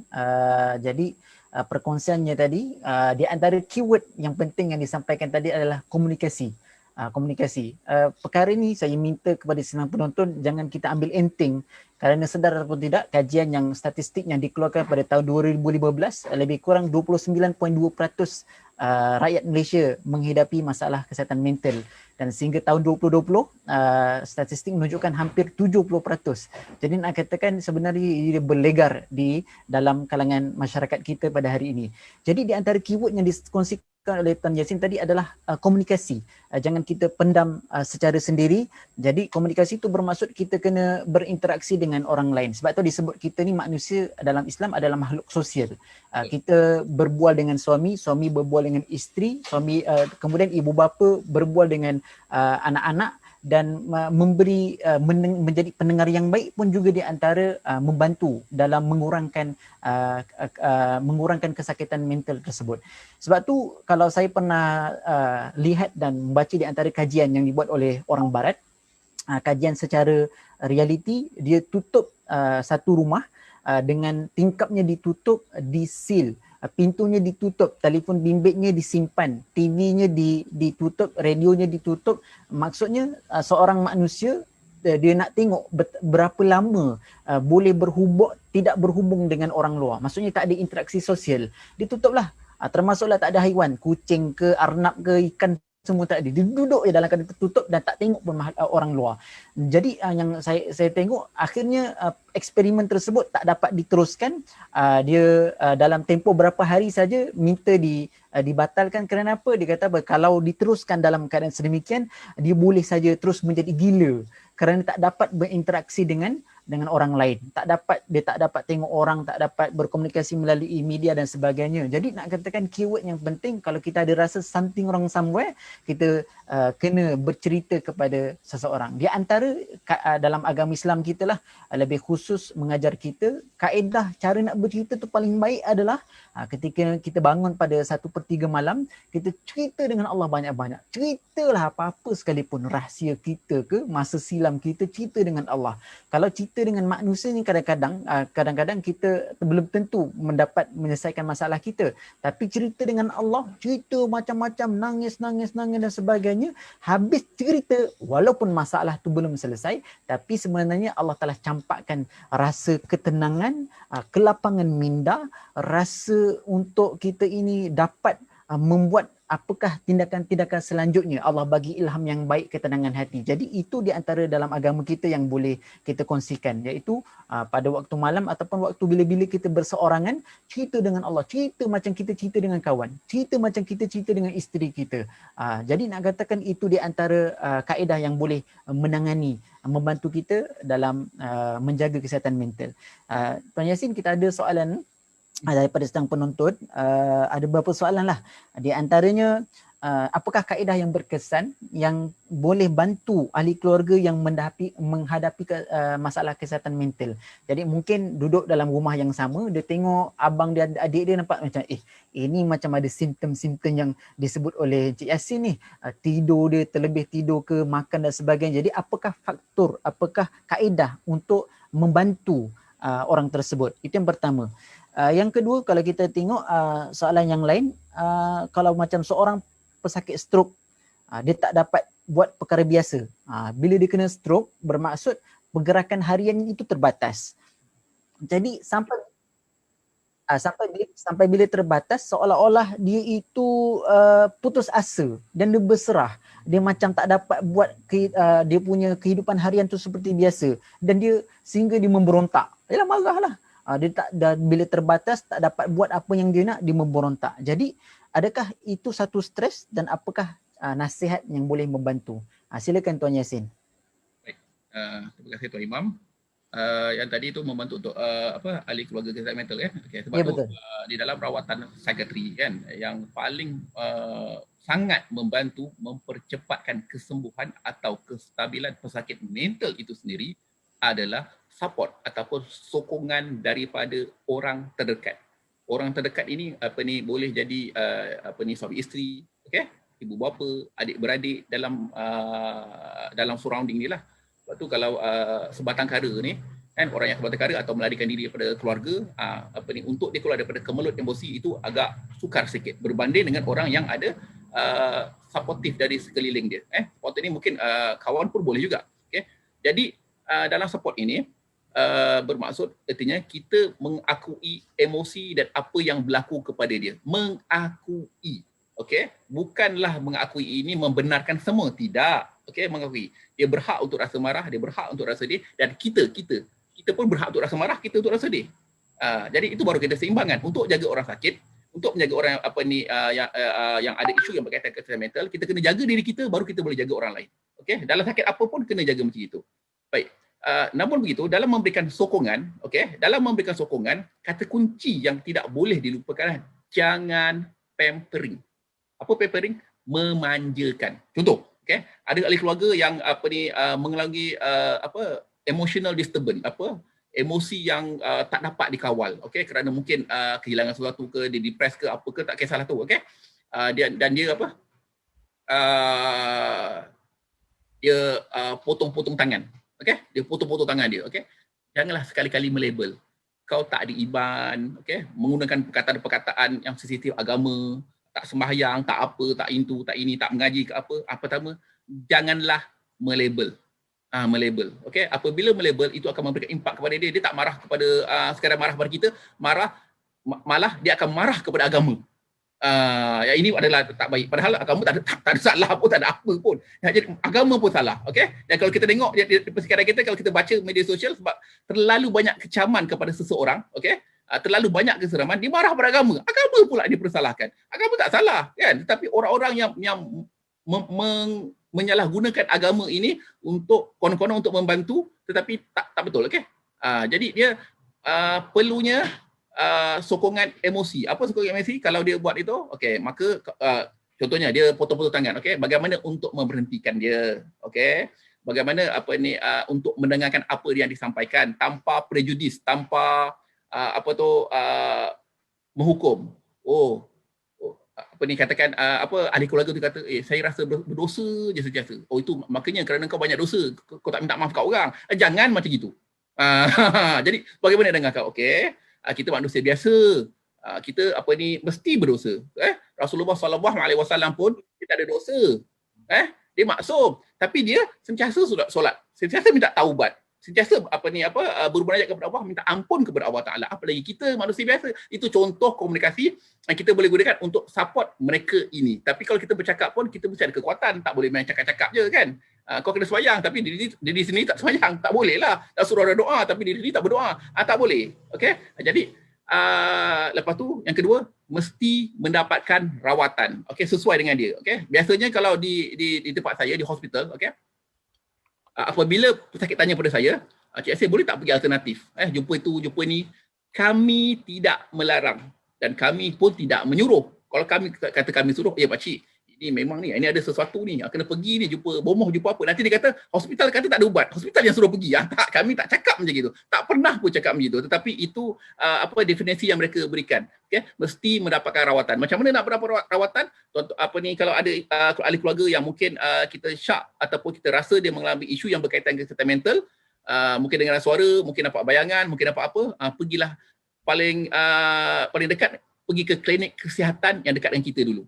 Bawa mereka ke situ, dan andainya mereka di-refer kepada disiplin ilmu psikiatri ke apa, maka patuh kepada appointment yang ditetapkan. Baik.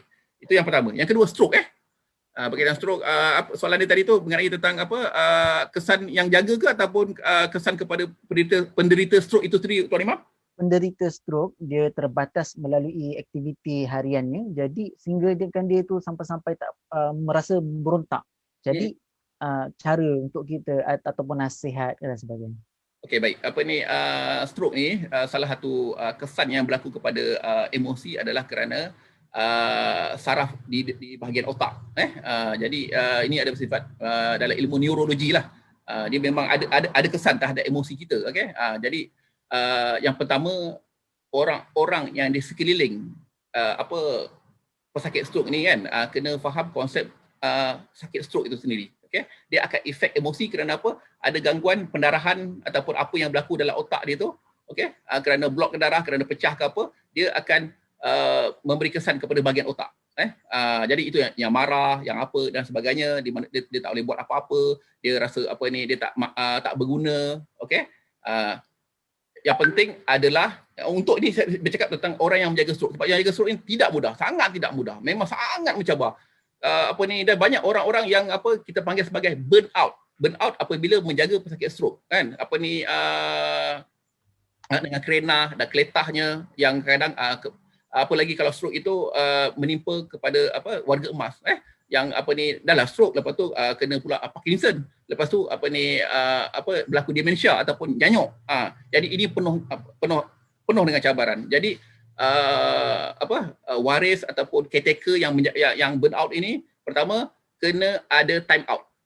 Dia tak boleh jaga stroke ini bukan selama-lamanya. 24 jam 7 hari seminggu, tak boleh. Okey, mesti ada time out. Artinya orang lain kena jaga kerana dia mesti ada. Dia mesti kena rehat. Kalau terrehat tak boleh. Itu untuk orang yang menjaga pesakit stroke. Dia kena ada me time. Kenapa? Kalau tak boleh. Memang tak boleh. Bukan kerana tak sayang. Yalah, mungkin ibu bapa, mungkin isteri, mungkin anak, mungkin suami. Bukan tak sayang. Kerana sayanglah kena ambil masa. Tapi jangan ambil masa sampai 7 tahun pula baru nak berehat selama 7 tahun, tak boleh lah kan. Mungkin 1 hari 2 hari pergi duduk rumah anak, nanti balik. Itu perlukan, dan ini memerlukan komunikasi yang baik lah di antara ahli keluarga. Kalau ahli keluarga tak baik, itu susah sikit lah. Okay? Itu yang pertama. Yang kedua, untuk pesakit stroke sendiri, okay, ini kita panggil sebagai adjustment. Memang sangat tidak mudah untuk, kalau bahasanya adalah untuk muhasabah diri tentang kekuatan dan kelemahan kita, itu adalah sangat tidak mudah. Kita sering menafikan kekuatan dan kelemahan kita. Kita sangat menafikan, terutama untuk orang lelaki kan. Kerana lelaki ini dia maskulin. Maskulin ni artinya nak buktikan kejantanan. Jadi nak bukti kejantanan, dulu saya boleh memandu, dulu saya boleh mengetuai, dulu saya boleh berjalan dengan baik. Sekarang dah tak boleh. Jadi ini adalah tidak mudah. Jadi caranya adalah pertama, ahli keluarga macam tadi sakit mental juga kena support. Yang kedua, dia boleh mendapatkan rawatan yang saya sampaikan tadi, sama pergi ke klinik kesihatan ataupun dapatkan terapis-terapis yang bertauliah dalam bidang psikologi dan juga kaunseling. Baik, saya rasa itu setakat ini, Ustaz. Baik, terima kasih kepada Tuan Yassin. Jadi soalan yang tadi tu, jawapan maksudnya kita ahli keluarga yang terdekat memainkan peranan penting dalam membantu ahli keluarga ataupun orang-orang terdekat dalam menangani isu kesihatan mental. Jadi saya ada satu soalan yang ringkas, Doktor. Kalau boleh tengok, kalau saya nak minta komen.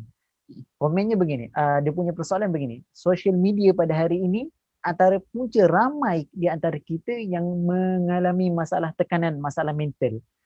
Boleh komen, Tuan Yassin. Okey, baik.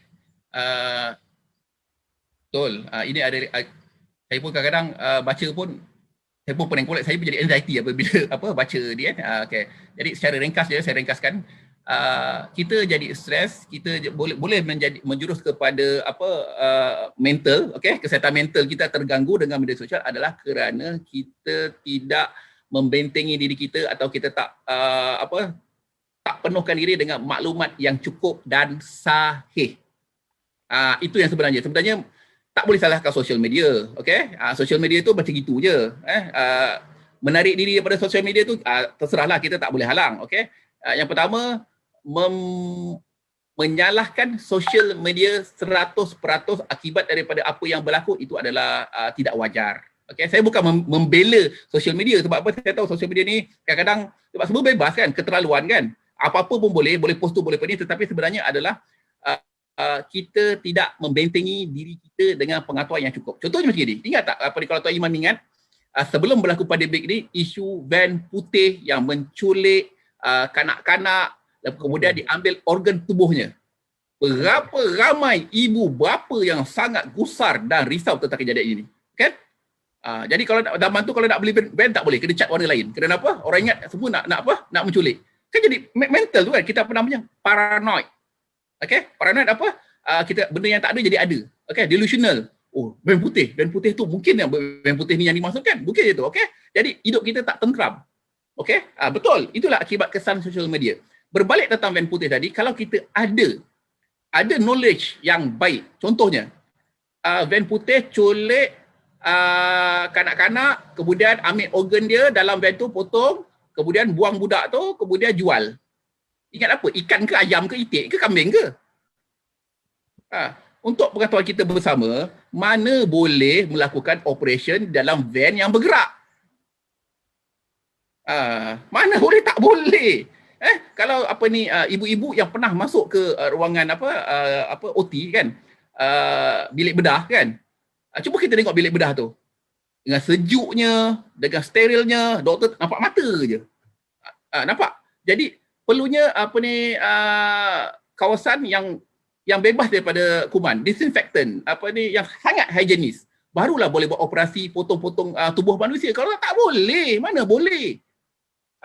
Lepas tu main potong dalam van yang bergerak untuk menjadi melakukan operasi itu adalah doktor pakar yang berkebolehan. Mana boleh orang biasa-biasa potong dekat mana kita, macam mana kita boleh tahu anatomi manusia tanpa pembelajaran? Okey, andainya lah boleh keluarkan tubuh manusia, benda tu tak boleh pakai. Sebab apa? Even ahli keluarga pun tak boleh menyumbang organ kalau tak matching. Dan kalau kita tengok kan dalam kes penerimaan organ, kadang-kadang walaupun penerima organ, contohnya penerima ginjal, okey, on paper kita dah tengok okey, ginjal dia boleh terima. Okey, so kita buat transplant, okey, terima ginjal orang lain. Tetapi end up lama-lama tak boleh pakai juga. Mungkin ada yang tak kena dengan ginjal itu, maka terpaksa dikeluarkan balik. Pun ada kes-kes macam itu. Jadi tak mudah. Okey, itu adalah contoh. Saya bukan nak membawa kenangan masa lalu, tetapi saya nak membawa pemikiran kita, perlunya kita lengkapi diri kita dengan pengetahuan. Kalau tak cukup dengan pengetahuan, maka kita dapatkan jawapan daripada orang yang pakar. Okey? Contohnya isu kita tak pergi sembahyang Jumaat kan. Oh, ini adalah agenda Yahudi. Contoh vaksin kan. Ini ada chip Yahudi, chip boleh tertanam. Macam mana chip boleh tertanam dalam badan dalam badan kan? Sedangkan arahan ini bukanlah arahan daripada saya ke Tuan Imam ke, tak. Ini adalah mufti yang arahkan. Okey, orang yang sangat ulil amri di kalangan kita yang sangat berpengetahuan. Jadi mereka ini kita pegang berbanding dengan apa yang kita dengar daripada media sosial. Dan kemudian kita pula, kalau tak apalah, kalau awak nak percaya, percayalah, tapi janganlah forward. Tak percaya pun jangan forward. Ini pun itu bermula daripada diri kita. Okey? Jadi kesimpulan saya boleh buat adalah perlunya kita mendapatkan maklumat lengkap dan sahih dengan sumber yang tepat. Contohnya tadi macam yang putih transplant tu, tuan-tuan kena tanya contohnya orang-orang yang berpengetahuan dalam transplant. Contohnya saya sendiri kan, saya adalah salah satu tim pusat transplant negara Cawangan Negeri Johor di Hospital Sultan Aminah. Okey? Jadi makanya saya tahu, saya beritahu kepada pesakit-pesakit saya bahawa momok itu tak wujud. Betul, HCSC dah ada gambar. Dapat ni gambar ni. Terbelah tak apa. Betul. Gambar tu betul. Tapi itu bukan gambar van putih. Itu gambar dekat luar negara, tak kena langgar, kena apa semua, kemalangan macam mana. Itu. Kita kena lengkapkan diri kita. Kerana apa? Apabila kita tak tahu, okey, secara automatik otak kita akan memandai-mandai. Contohnya macam ni saya rasa Tuan Imam kan, tuan-tuan puan-puan semua pernah tengok buah pinang. Okay, saya semua pernah tengok buah pinang. Okay. Andainya kita jumpa seseorang yang tak pernah tengok buah pinang, lepas tu kita cerita ke dia macam ni. Okay. Buah pinang ni macam buah kelapa. Okay. Pokok dia pun tinggi. Okay. Dia ada pun tandan macam buah kelapa. Dia pun ada sabut macam buah kelapa. Dia ada isi rom. Okay. Dia ada air tapi tak banyak macam buah kelapa. Okay. Batang buah pinang ni, kita pun boleh buat titi macam pokok kelapa. Okay. Kalau orang yang tak pernah nengok buah pinang, kalau kita tanya pada dia, buah pinang dengan buah kelapa sama tak? Agak-agak Tuan Imam? Tentu orang akan ingat buah pinang dengan buah kelapa sama besar, padahal buah pinang besar, buah kelapa besar, buah pinang kecil. Itulah otak kita, sebab otak kita kalau dia tak pernah menerima apa-apa pembelajaran, dia tak pernah menerima apa-apa maklumat, dia akan buat pandai-pandai dia sendiri. Okey, sebab itu perlukan dapatkan maklumat yang sesuai. Jadi kita akan memadai. Lepas tu kita tanya pula ada orang yang tak betul kan? Betul. Aku pun ada dengar dekat belah sana tu ada juga. Kawan aku cakap. Kawan dia tu siapa? Kita kenal ke kawan dia? Siapa yang dimasukkan kawan tu? Jadi ini yang menambahkan kerancuan. Jadi perlunya maklumat yang betul dan kena memahami. Yang paling kali kita tak boleh salahkan orang. Jangan salahkan orang. Itulah kerana dengar cakap orang, kita salahkan orang pula. Jadi cycle tu akan sentiasa. Jadi kita lengkapkan diri kita dengan pengetahuan. Okey, baik. Saya rasa setakat itu Tuan Imam. Alhamdulillah, baik, terima kasih tuan. Maksudnya kita tak boleh salahkan media sosial. Media sosial tu memang ada, tak boleh salahkan dia. Dan lambakan ilmu, lambakan informasi tu terlalu banyak di hujung jari. Cuma apa yang kita boleh buat adalah memastikan maklumat dan info yang kita baca ataupun kita dapat daripada media sosial itu dipastikan terlebih dahulu kesahihannya. Kena tengok dulu, kena tanya maklumat tersebut. Kita kena tanya yang pakar dan sebagainya. Dan kalau boleh sebelum kita dapat maklumat yang betul sahih, selagi itu jangan kita sebarkan. Jangan kita sebarkan. Kalau tidak, askanahullahu raghatal qabal hatta yakhruju mimma qala. Nabi sebut orang-orang yang menyampaikan benda-benda yang tak benar ni, dia benamkan dalam kubangan nanah ahli neraka Allah SWT. Wa na'udzubillah min zalik. Jadi doktor, saya rasa ni soalan yang saya rasa sekiranya soalan yang terakhir lah sebelum kita nak buat penutup.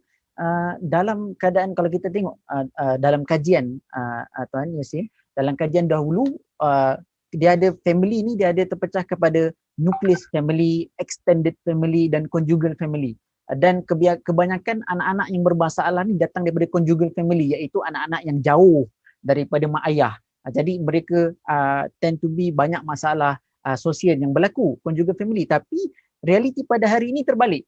Anak-anak dan mak bapak terlalu erat rapat kerana terkurung dalam rumah, menyebabkan yang masalah tu berlakulah. Nak menguruskan anak-anak yang ini pelajarannya, lepas tu anak-anak tak buat apa, tak keluar rumah, pening kepala. Yang dahulu masalah conjugal family sebab jauh sangat dengan mak ayah, dengan keluarga. Yang sekarang ni terlalu hari-hari 24 jam kita menatapi wajah mereka. Jadi dalam masa yang sama, jadi apakah nasihat yang boleh kita nak mengawal anak-anak dalam masa yang sama untuk mengawal diri kita untuk meneruskan pekerjaan biasa? Silakan Tuan. Selain daripada yang saya sampaikan tadi adalah dengan memperkukuh komunikasi itu, okey. Saya selalu menerima bukan aduan, saya menerima keluh kesah daripada ibu bapa. Dah cakap Cik Yasin, dah cakap. Tak boleh, cakap apa tak guna pun. Dah marah, dah pukul, dah rotan. Memang betul. Sebab apa? Kita tidak bercakap dengan bahasa mereka. Kita bercakap dengan bahasa kita. Bukanlah nak cakap, Mat, lu gua bro. Bukan itu. Kita kena memahami bahasa mereka. Contohnya tu tadi kan. Apakah mereka nak reward? Contohnya nak reward. Mereka nak buat, kata mereka berjaya tu mereka nak reward. Dan bagaimana kita nak sampaikan reward itu tanpa bulan dan bintang. Kalau kamu berjaya ini, kamu dapat A ini, insya-Allah ayah akan usahakan sekian, tetapi ayah tak jamin adanya rezeki baik, ada panjang umur, ada rezeki. Kena ada tu je, kena faham bahasa mereka. Dan ibu bapa saja yang boleh faham bahasa anak-anak mereka. Kerana apa? Kita ni mencerap dunia ni berbeza-beza. Ada orang mencerap dunia, dia dengar. Ada orang mencerap dunia dengan mata, dia tengok. Ada orang mencerap dengan rasa, dengan hati. Ini berbeza-beza. Kalau kita tak tahu orang tu rasa ke, telinga ke, mata ke, dengar ke, maka kita gunakan semua bahasa. Apa kemampuan kita? Apa contoh? Bahasa semua sekali. Itu jadi empati. Itunya ada apa? Komunikasi kan? Sentuhan. Yang take home message yang saya boleh bawa. Saya rasa semua kat home kan, tak ada nak take home kan. Bagaimana untuk memperkukuh ini adalah kalau tak boleh cakap, tak payah cakap, ada cara dia. Tetapi yang pertama, ibu bapa kena dulu. Dalam pengalaman saya membantu ibu bapa yang mempunyai masalah delikuen. Delikuen ni adalah kenakalan melampau. Umur 16, 15 dah apa? Dah pergi pecah rumah, pergi merempit. Itu delikuen. Ni memang kau-kau punya delikuen. Tetapi mereka tidak boleh disabitkan kesalahan sebagaimana orang dewasa kerana mereka masih remaja dan kecil lagi, delikuen. Salah satu caranya, budak-budak ni cakap macam mana pun, jangan balik malam, dia tetap balik malam. Jangan keluar, dia tetap keluar juga. Salah satu caranya adalah ibu bapa kena dulu. Cara nak saya jadi ibu bapa kena itu dengan apa? Dengan menyentuh, dengan sentuhan, dengan memegang, dengan apa pun cara kepada anak itu dan sampaikan apa yang kita nak secara positif. Contohnya macam ini. Katakan satu kes dalam daerah negeri Johor ada satu ibu tunggal datang berjumpa dengan saya. Dia cakap anak dia selalu balik malam. Pukul 12 malam tu biasalah. Budak umur 16 tahun, 15 tahun masih sekolah lagi kan, balik malam kan. Tentulah ibu bapa dia tahu. Ini sebelum pandemik, jauh sebelum pandemik. Dan ibu tunggal. Dah lah dia ibu tunggal. Umur dia pun dia melahirkan anak tunggal. Masa umur yang agak inilah umur yang agak meningkat lah, agak tua lah, saya tak tahulah, tak ingat lah, dalam 40 lebih ke apa. So suami dia meninggal, jadi adalah sukar untuk mengawal anak bujang dia. Okay? Dah macam-macam jampi lah dia cakap. Pun gagal juga kan. Mungkin dia tak jampi yang betul lagi, saya tak tahulah. Okay. Jadi saya ajarkan kepada dia, akak, bila anak akak balik, dia nak tidur tu, okay, akak kena okey dulu. Akak peganglah mana-mana tubuh bahagian dia. Okay, contohnya pegang kepala ke, kan, tangan ke, apa ke, muka ke, dada ke, mana-mana pun boleh. Tapi bagus pegang sini lah kalau dapat pegang. Okay, sewaktu dia nak tidur. Nak tidur, artinya mamai itu nak tidur kan. Mamai kita panggil, kalau kita panggil Ahmad, macam itulah. Ataupun dah mula tak menyahut kan, dah mula nak tidur, itu namanya trance. Artinya gelombang alfa tu dah mengitari dia. Sebab apa kita nak tidur, kita ada trance. Itu macam kita mamai itu kan. Itu gelombang alfa. Dia sejenis gelombang yang merelaxkan kita. Apabila nak merelaxkan kita, maka kita masukkan kita punya sugesti ataupun apa yang kita nak secara positif. Contoh, yang kes tadi kan, Ahmad, balik awal ya, jangan cakap Ahmad jangan balik lewat, jangan macam kacang hantu balik malam-malam buta. Tak boleh, kerana apa? Itu adalah negatif, itu adalah perbuatan kita nak tukar. Okey, kita cakap yang baik. Ahmad, ibu sayang awak. Okey, awak tahu, ibu tahu awak sayang ibu. Balik awal ya sayang, balik awal. Itu contohnya macam budak-budak yang dah besar tapi masih minum pakai botol susu kan. Pun sama kita boleh buat, iaitu kita bercakap dengan dia pada bahagian tubuh, contohnya, adik, esok minum pakai gelas ya. Jangan cakap, dek, jangan pakai botol lagi, malu, nanti orang nampak cakap apa. Tak boleh, itu negatif. Okey, ini adalah bahagian daripada hipnotis, tetapi dapat ini adalah bentuk komunikasi. Saya tidak berfokus kepada hipnotisnya, saya berfokus kepada komunikasi. Jadi kadang-kadang kalau tak boleh komunikasi, maka kita maafkan waktu-waktu tertentu untuk berkomunikasi. Dan dia tak sebenarnya tengah nak tidur, Ustaz. Tuan Imam. Okey, dia bukannya nak tidur. Contohnya kadang-kadang anak kita buat perkara yang tiba-tiba baik. Jangan salah faham, tiba-tiba baik kadang-kadang orang ingat dah terbiat ke budak ni kan, dah terbiat orang tua ni, terbiat. Okey, contoh tiba baik, dia trust. Artinya contohnya let's say lah ni zaman COVID ni payah sikit kan, nak bagi contoh banyak sangat kan. Tak pernah dia pergi sekolah salam kita, tetapi salam kita, jangan terperanjat. Jadi masa dia nak salam tu, maka cakaplah yang baik-baik, peganglah pada bahagian tubuh badan dia kan, cakap yang baik, sampaikan. Tetapi benda ni tak boleh kalau kita tak okey. Okey, ataupun kita sendiri kan, okey nak, jangan keluar malam ya. Lepas tu ayah, mana kita nak getih malam ni apa? Liverpool lawan apa? Nak pergi pula. Tak boleh. Mesti daripada tu. Kadang-kadang begitu juga dengan kes-kes ketagihan gadget kan. Anak saya ni asyik pakai handphone je. Habis pun, yalah saya nak pakai handphone juga. Pasal apa? Saya nak kerja, nak apa semua. Kita sendiri, bermula dari kita sendiri. Tak boleh. Kita nak betulkan orang, kita kena betul dulu. Okey? Kita nak kontrol diri kita dulu. Jadi sebelum tu kita kena okey. Macam mana nak okey? Sebagai orang Islam senang aja. Cukup istighfar, rasakan di hati okey. Okey? Kalau saya tanya pada saya bukan ustaz, saya bukan siapa, saya bukan imam.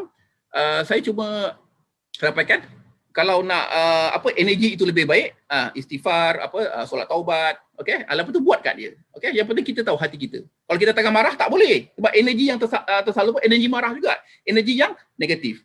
Okey? Dan ini bukan kepada anak, malah kepada suami, isteri, ahli keluarga lain pun boleh. Kepada kawan-kawan pun boleh. Okey? Tetapi dia bukan hari ni buat, besok jadi. Tak. Itu tergantung kepada, itu rezeki lah kan. Kalau hari ni buat, besok jadi, okey. Dia memerlukan latihan, dia memerlukan kekuatan. Okey? Ini adalah cara untuk membimbing anak.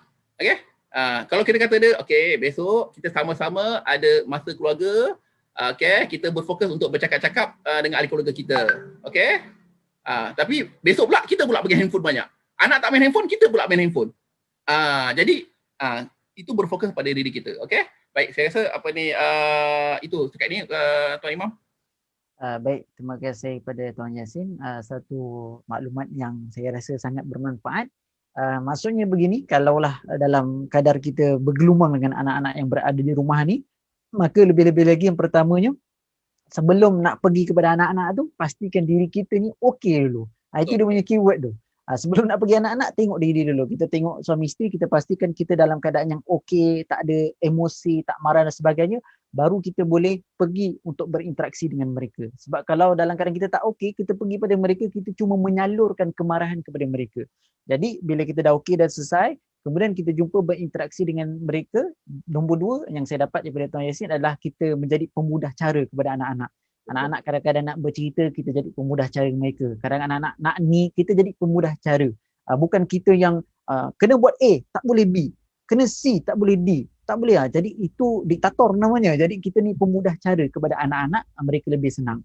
Yang ketiga, seperti mana Tuan Yassin sebut, adalah kita menginstilkan. Dia tak adalah imbuhan menginstilkan tu, tapi maksudnya kita memasukkan gelombang-gelombang positif.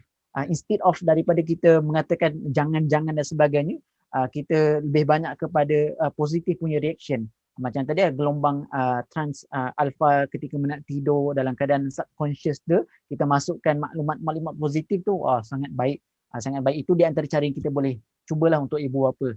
Jadi Tuan Yassin, seperti mana Tuan Yassin juga sebut tadi, kaedah yang paling bagi saya dan juga apa maklumat yang disampaikan tadi, yang paling dominan dalam kita menangani masalah mental ataupun kemurungan ni adalah tak lain tak bukan adalah mengisi kerohanian kita, mengisi jiwa kita kerohanian. Tidak lain tidak bukan adalah berbalik pada Allah SWT. Dalam surah Al-Baqarah pada ayat ke-125 Allah sebut 152 Allah sebut fadkuruni adzkurukum. Engkau ingat aku akan ingat kepada kamu. Allah akan bantu kita. Bahkan Allah kata apa? Tetaplah kamu minta pertolongan kepada Allah, aku akan bantu kepada kamu. Jadi kita berbalik pada Allah, isi jiwa kita dengan salat, pembacaan Al-Quran, berzikir dan sebagainya. Kalau jiwa kita ni mantap, jiwa kita ni kuat tautannya dengan Allah SWT, badai datang macam mana sekalipun, tiupan angin halilintar, kita tetap akan bertapak di tempat yang kita sedang berdiri ataupun sedang kita duduk. Sebab kalau jiwanya kita ada. Tapi kalau jiwa kita kosong, sekali angin tiup, kita pun melayang. Kita pun melayang. Jadi yang terakhirnya saya bolehlah Tuan Yassin untuk kita buat boleh bagi sedikit kesimpulan. Di antaranya juga seperti mana yang ada soalan yang saya nampak di sini, juga kalau ada masalah mental ni, kalau nampak ada simptom-simptom ni, nak jumpa dengan siapa? Ataupun nak jumpa dengan Tuan Yassin, cara dia macam mana? Tuan Yassin duduk di pejabat dia di mana, lebih kurang itu. Apakah kesimpulan dan juga siapa untuk kita berjumpa dan bertanyakan? Dan terakhir kan, apakah gaya kehidupan yang kita boleh buat agar kita terus menjaga kesihatan mental kita dengan baik. Silakan Tuan Yassin terakhir. Baik, terima kasih Tuan Imam. Untuk kesempatan ini yang boleh saya sampaikan adalah kena sedar bahawa isu yang berkaitan dengan kesihatan mental itu adalah lumrah, adalah biasa, dan ada yang lebih, ada yang kurang. Apa yang kurang? Contohnya depression, stres, kesedihan, itu yang biasa. Mungkin ada yang terlebih. Contohnya dia menghadapi kecelaluan personality, mungkin mengalami penyakit yang kita panggil sebagai skizofrenia, bipolar dan lain-lain tu. Itu adalah sejenis penyakit, dan apa yang berkaitan dengan kesihatan semua tak nampak. Tak ada yang macam itu. Kalau macam mungkin kencing manis, kaki kena potong, tak boleh berjalan, nampak. Ini tak nampak. Okey. Dan dan cenderung budaya kita, benda-benda yang tak nampak ni kita kaitkan dengan benda-benda yang gaib lah. Betul, gaib tu wujud kan. Covid pun gaib kan. Tapi terlalu taksub dengan benda yang gaib. Kan, gangguan apa semua. Saya tak nafikan benda tu semua. Saya tak nafikan, dan saya pun tidak membahas itu. Tetapi artinya ia adalah penyakit yang dia boleh dirawat. Dia tak moden sangat. Ini sejak Imusina dah rawat dah. Okey. Dan kaunseling yang saya praktikkan selama ini pun adalah gagasan daripada Imam Al-Ghazali. Kaunseling Al-Ghazali. Jadi tak adalah yang moden sangat, barat sangat, tak. Dia seimbang sebenarnya. Okey. Jadi perlukan dapat rawatan andainya kita mengatakan simptom-simptom yang tak okey. Sebenarnya kalau okey pun, saya sihat, saya okey je. Tetap boleh berjumpa dengan profesional psikologi. Boleh, tak ada masalah. Kita takkan halau. Encik okey je semua, makan okey, tidur okey, duit okey. Apa datang? Itu tak tanya macam tu. Okey, boleh datang untuk bercakap-cakap pun tak apa. Kalau tak ada orang nak bercakap. Okey. Dan kalau nak tahu boleh juga dengan mengisi kuesioner das online yang boleh didapati di Jabatan Kesihatan Negeri Johor ataupun mana-mana untuk menilai diri sendiri. Tetapi penilaian itu sekadar untuk kita tahu sahaja. Yang mentafsirkan itu hanyalah golongan profesional. Nampak? Sangat teruk. Anxiety sangat teruk. Depression. Aku nak bunuh diri. Tak. Itu kami yang mentafsirkan. Bukan yang mengisi itu. Kenapa hati-hati? Okey, baik. Jadi kalau andanya ada isu-isu yang berkaitan dengan kesihatan mental, tuan-tuan boleh berjumpa dengan untuk mendapatkan rawatan, untuk bercakap dengan pegawai psikologi, dengan kaunselor, okey. Macam-macam agensi ada, okey. Contohnya kalau yang berkaitan dengan kewanitaan ni 15999 tu di bawah Kementerian Pembangunan Wanita pun boleh telefon, okey. Okay, dan kalau andanya tuan-tuan ingin berjumpa, boleh agensi Jabatan Kebajikan Masyarakat ada, LPPKN ada, dan kalau saya di bawah Kementerian Kesihatan Malaysia, okay, untuk mendapatkan perkhidmatan psikologi dan kaunseling, tuan-tuan boleh juga ke klinik kesihatan terpilih. Tak semua klinik kesihatan ada pegawai psikologi, kaunseling macam saya, tetapi boleh ke mana-mana klinik kesihatan untuk berjumpa doktor dan doktor akan merujuk tuan-tuan dan puan-puan kepada pegawai psikologi kaunseling. Okay, di klinik kesihatan ada. Namun jikalau isu tuan-tuan itu memerlukan intervensi ataupun rawatan lebih lanjut kepada psikiatris, doktor psikiatri, okay, maka pihak klinik kesihatan doktor akan memberikan tuan-tuan puan-puan surat rujukan untuk ke klinik psikiatri ataupun hospital lah, contohnya hospital Permai ke, kan, ataupun klinik psikiatri, jabatan psikiatri macam saya di Hospital Sultanah Aminah ada, Hospital Sultan Ismail ada, mana-mana yang dekat dengan tempat tuan-tuan dan puan-puan, okey. Caranya adalah dengan pertama kena pergi ke klinik kesihatan, okey. Dan andainya di klinik kesihatan dapatkan surat rujukan untuk berjumpa dengan psikiatris ataupun doktor psikiatri. Daripada surat rujukan tu, tuan-tuan datang ke tempat, contohnya tuan-tuan ke HSI atau ke HSC, okey. Tuan-tuan akan diberi temu janji, okey. Tetapi kalau kes tuan-tuan itu sangat teruk, maka dia akan diberi temu janji yang lebih cepat. Dan malah mungkin pada waktu itu serta-merta dilihat kalau dah teruk sangatlah, kan. Tapi dia akan bertemu janji dan selepas berjumpa dengan doktor, doktor akan merefer tuan-tuan kepada saya. Okey? Itu kalau yang kes-kes yang beratlah, yang severe. Tetapi kalau kes-kes tak severe, mungkin tuan-tuan tetap juga berjumpa dengan doktor untuk assessment, daripada doktor yang akan merefer kepada kami. Okey? Untuk tuan-tuan yang kadang-kadang ni Tuan Imam apabila ada ancaman ataupun kita sangat stres, kita depres, kan, kadang-kadang benda-benda ni tak fikir, tak tahu nak berjumpa doktor, tak tahu apa semua, betul? Okey.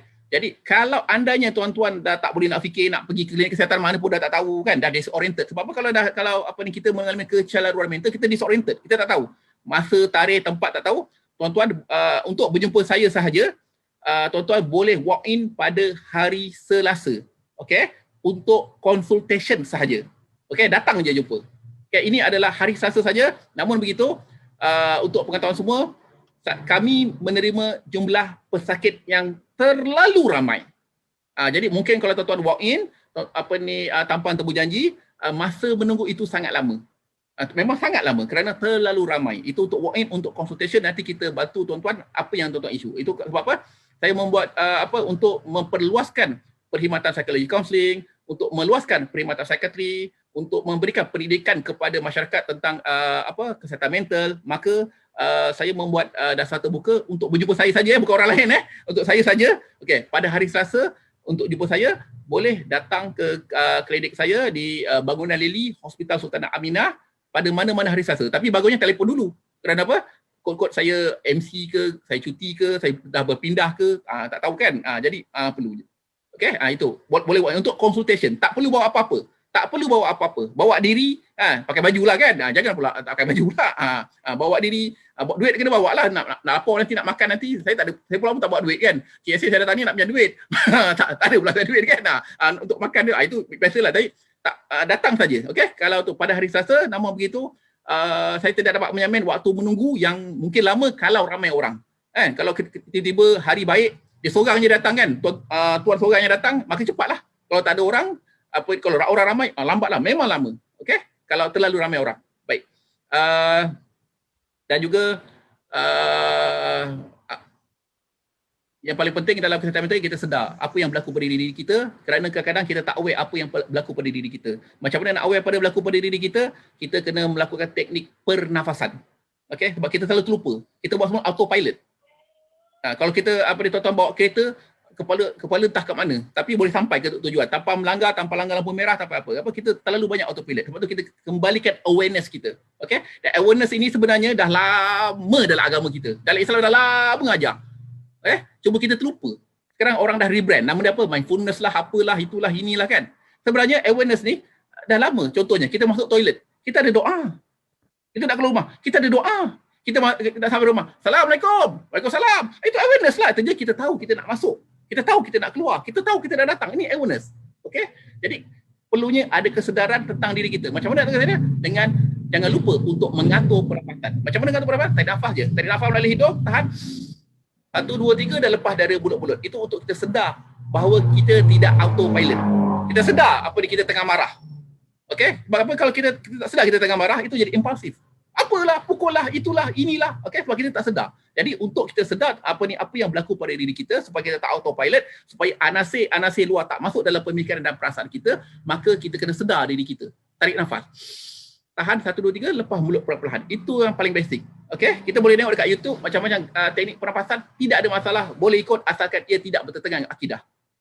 Yang paling mudah adalah tarik nafas kerana apa? Ini adalah bentuk kita sedar kita kembali kepada kudrat diri kita. Kita adalah manusia biasa, kita bukan Superman, kita bukan sesiapa, kita tak ada super power, kita adalah manusia. Tak kira siapa pun kita ada kelemahan dan kekurangan. Maka kita kena aware, tarik nafas, okey? Ataupun sebenarnya dalam apa yang Islam garis akhlak Islam yang terbaik adalah dengan sentiasa baca doa dengan semua ada kan? Untuk buat itu kita ada baca doa dia, untuk pakai baju pun ada doa dia, baju lama macam mana doa dia, baju baru baca doa. Itulah adalah awareness yang untuk memberikan kesihatan mental kita yang baik. Kerana apa? Apabila kita baca berdoa, apabila kita bersalawat, kita mendapat rahmat kasih sayang Allah dan juga syafaat Rasulullah sallallahu alaihi wasallam. Itu yang sangat penting. Sebab apa? Kita tak syurga itu bukan sekadar melalui sembahyang ke solat zikir, tetapi rahmat kasih sayang Allah yang menerima kita. Jadi maka itu yang kita dapat lakukan dengan sentiasa awareness. Okay? Yang paling mudah adalah dengan tarik nafas dan juga beringat setiap kali akhlak Islam yang mengajarkan kita untuk berbuat sesuatu memulakan dengan doa. Itu kita akan datang kesedaran kita. Baik, saya rasa saya cukupkan sini dan saya minta maaf kepada Tuan Imam andainya dalam perkataan saya jemaah Tuan Imam terguris perasaan ke kan. Saya tahu Tuan Imam suka memancing, rupanya tak suka memancing. Kepada tuan-tuan dan puan-puan di luar sana, okey, yang saya sampaikan adalah perkongsian. Saya tak pandai, saya masih lagi belajar, okey. Saya kongsikan kepada tuan-tuan apa yang saya ilmu yang Allah amanahkan kepada yang sangat sedikit ilmu ini saya kongsikan daripada apa yang saya jumpa di lapangan, saya kongsikan kepada tuan-tuan, semoga bermanfaat, okey. Dan saya harap apa yang tuan-tuan tak salah faham dengan apa yang kita sampaikan pada kesempatan FB Live pada hari ini. Saya kembalikan kepada Ustaz. Terima kasih. Alhamdulillah, jazakallah khairan kathiran tayyiban mubarakan fiik. Masih kepada Tuan Yasin atas pencerahan yang sangat bermanfaat dengan input-input yang sangat bermanfaat. Kalau kita tengok bukan sekadar kita kembali kepada rohani, tapi Islam juga mengajar kita untuk berusaha melalui berjumpa dengan doktor, makan ubat dan sebagainya, kerana dia akan mengait dengan masalah kesihatan, perubahan kimia dan sebagainya. Jadi kita kena jumpa dengan mereka yang pakar dan mendapatkan nasihat. Dalam masa yang sama, terus menerus mengisi rohani kita dengan ilmu dan memantapkan iman kita dengan amal-amal ibadah. Jadi akan membantu diri kita untuk menjaga kesihatan mental yang baik. Dan juga yang terakhir tadilah perkongsian Tuan Yasin yang sangat saya rasa membantu, iaitu jangan biar diri kita autopilot, dia macam tak sedar je. Jadi dan antara metodnya adalah mengambil nafas dalam tempoh berapa saat dan kemudian dihembuskan semula untuk memastikan kita ni sedar apa tindakan yang kita lakukan. Dan ketika itu bila kita tarik nafas, kita lepaskan, jadi dia mudah-mudahan kita kembali rasional daripada apa yang tadi kita berselirat sangat. Kita tarik nafas, kita lepaskan, mudah-mudahan kita rasional. Dan yang paling cantik tadi Tuan Yasin sebut apalah, dalam keadaan kita alert dengan tindak tanduk kita hari-hari, lebih khusus berpandukan dengan agama lah, macam tadi nak masuk tandas ada doanya. Jadi kita ini tersusun satu persatu, makannya, kaedah pakai bajunya, kaedah kita untuk solatnya. Jadi kita alert dengan diri kita satu persatu, bersandarkan dengan tunjang agama, dia akan menjadi kehidupan kita akan lebih baik, mental kita pun akan lebih baik, insya-Allah, mudah-mudahan. Jadi alhamdulillah, terima kasih sekali lagi kepada terima kasih sekali lagi kepada Yasin atas maklumat dan informasi yang sangat bermanfaat. Jadi sebelum itu saya ingin menyeru kepada diri saya terlebih dahulu dan kepada sidang penonton, sebelum kita mengakhiri bual bicara kita, sama-sama untuk kita mengambil ruang dan peluang untuk sama-sama menyumbang terhadap tabung Palestin dalam keadaan kita membantu sahabat-sahabat kita yang berada di sana, boleh menyalurkan sumbangan melalui akaun Masjid An-Nur Kota Raya ataupun secara terus melalui Cinta Gaza Malaysia Maybank yang tertera di paparan skrin sekarang, dan pastikan tak banyak sedikit, tapi pastikan ada peranan kita dalam menyumbang kepada mereka yang mana menjadi tiket dan jambatan kita insya-Allah di akhirat kelak mudah-mudahan. Dan saya mohon, saya nak ucap kepada tahniah dan terima kasih kepada semua sidang penonton yang setia bersama kami sehingga ke akhirnya, dan mudah-mudahan kita mendoakan semua mendapat informasi dan maklumat ilmu yang bermanfaat yang mana kita dapat praktikkan dalam kehidupan seharian kita. Jadi terima kasih kepada Tuan Yassin, terima kasih kepada sidang penonton. Jadi kita akhiri bual bicara kita pada petang ini dengan wabillahi taufiq wal hidayah. Wassalamualaikum warahmatullahi taala wabarakatuh.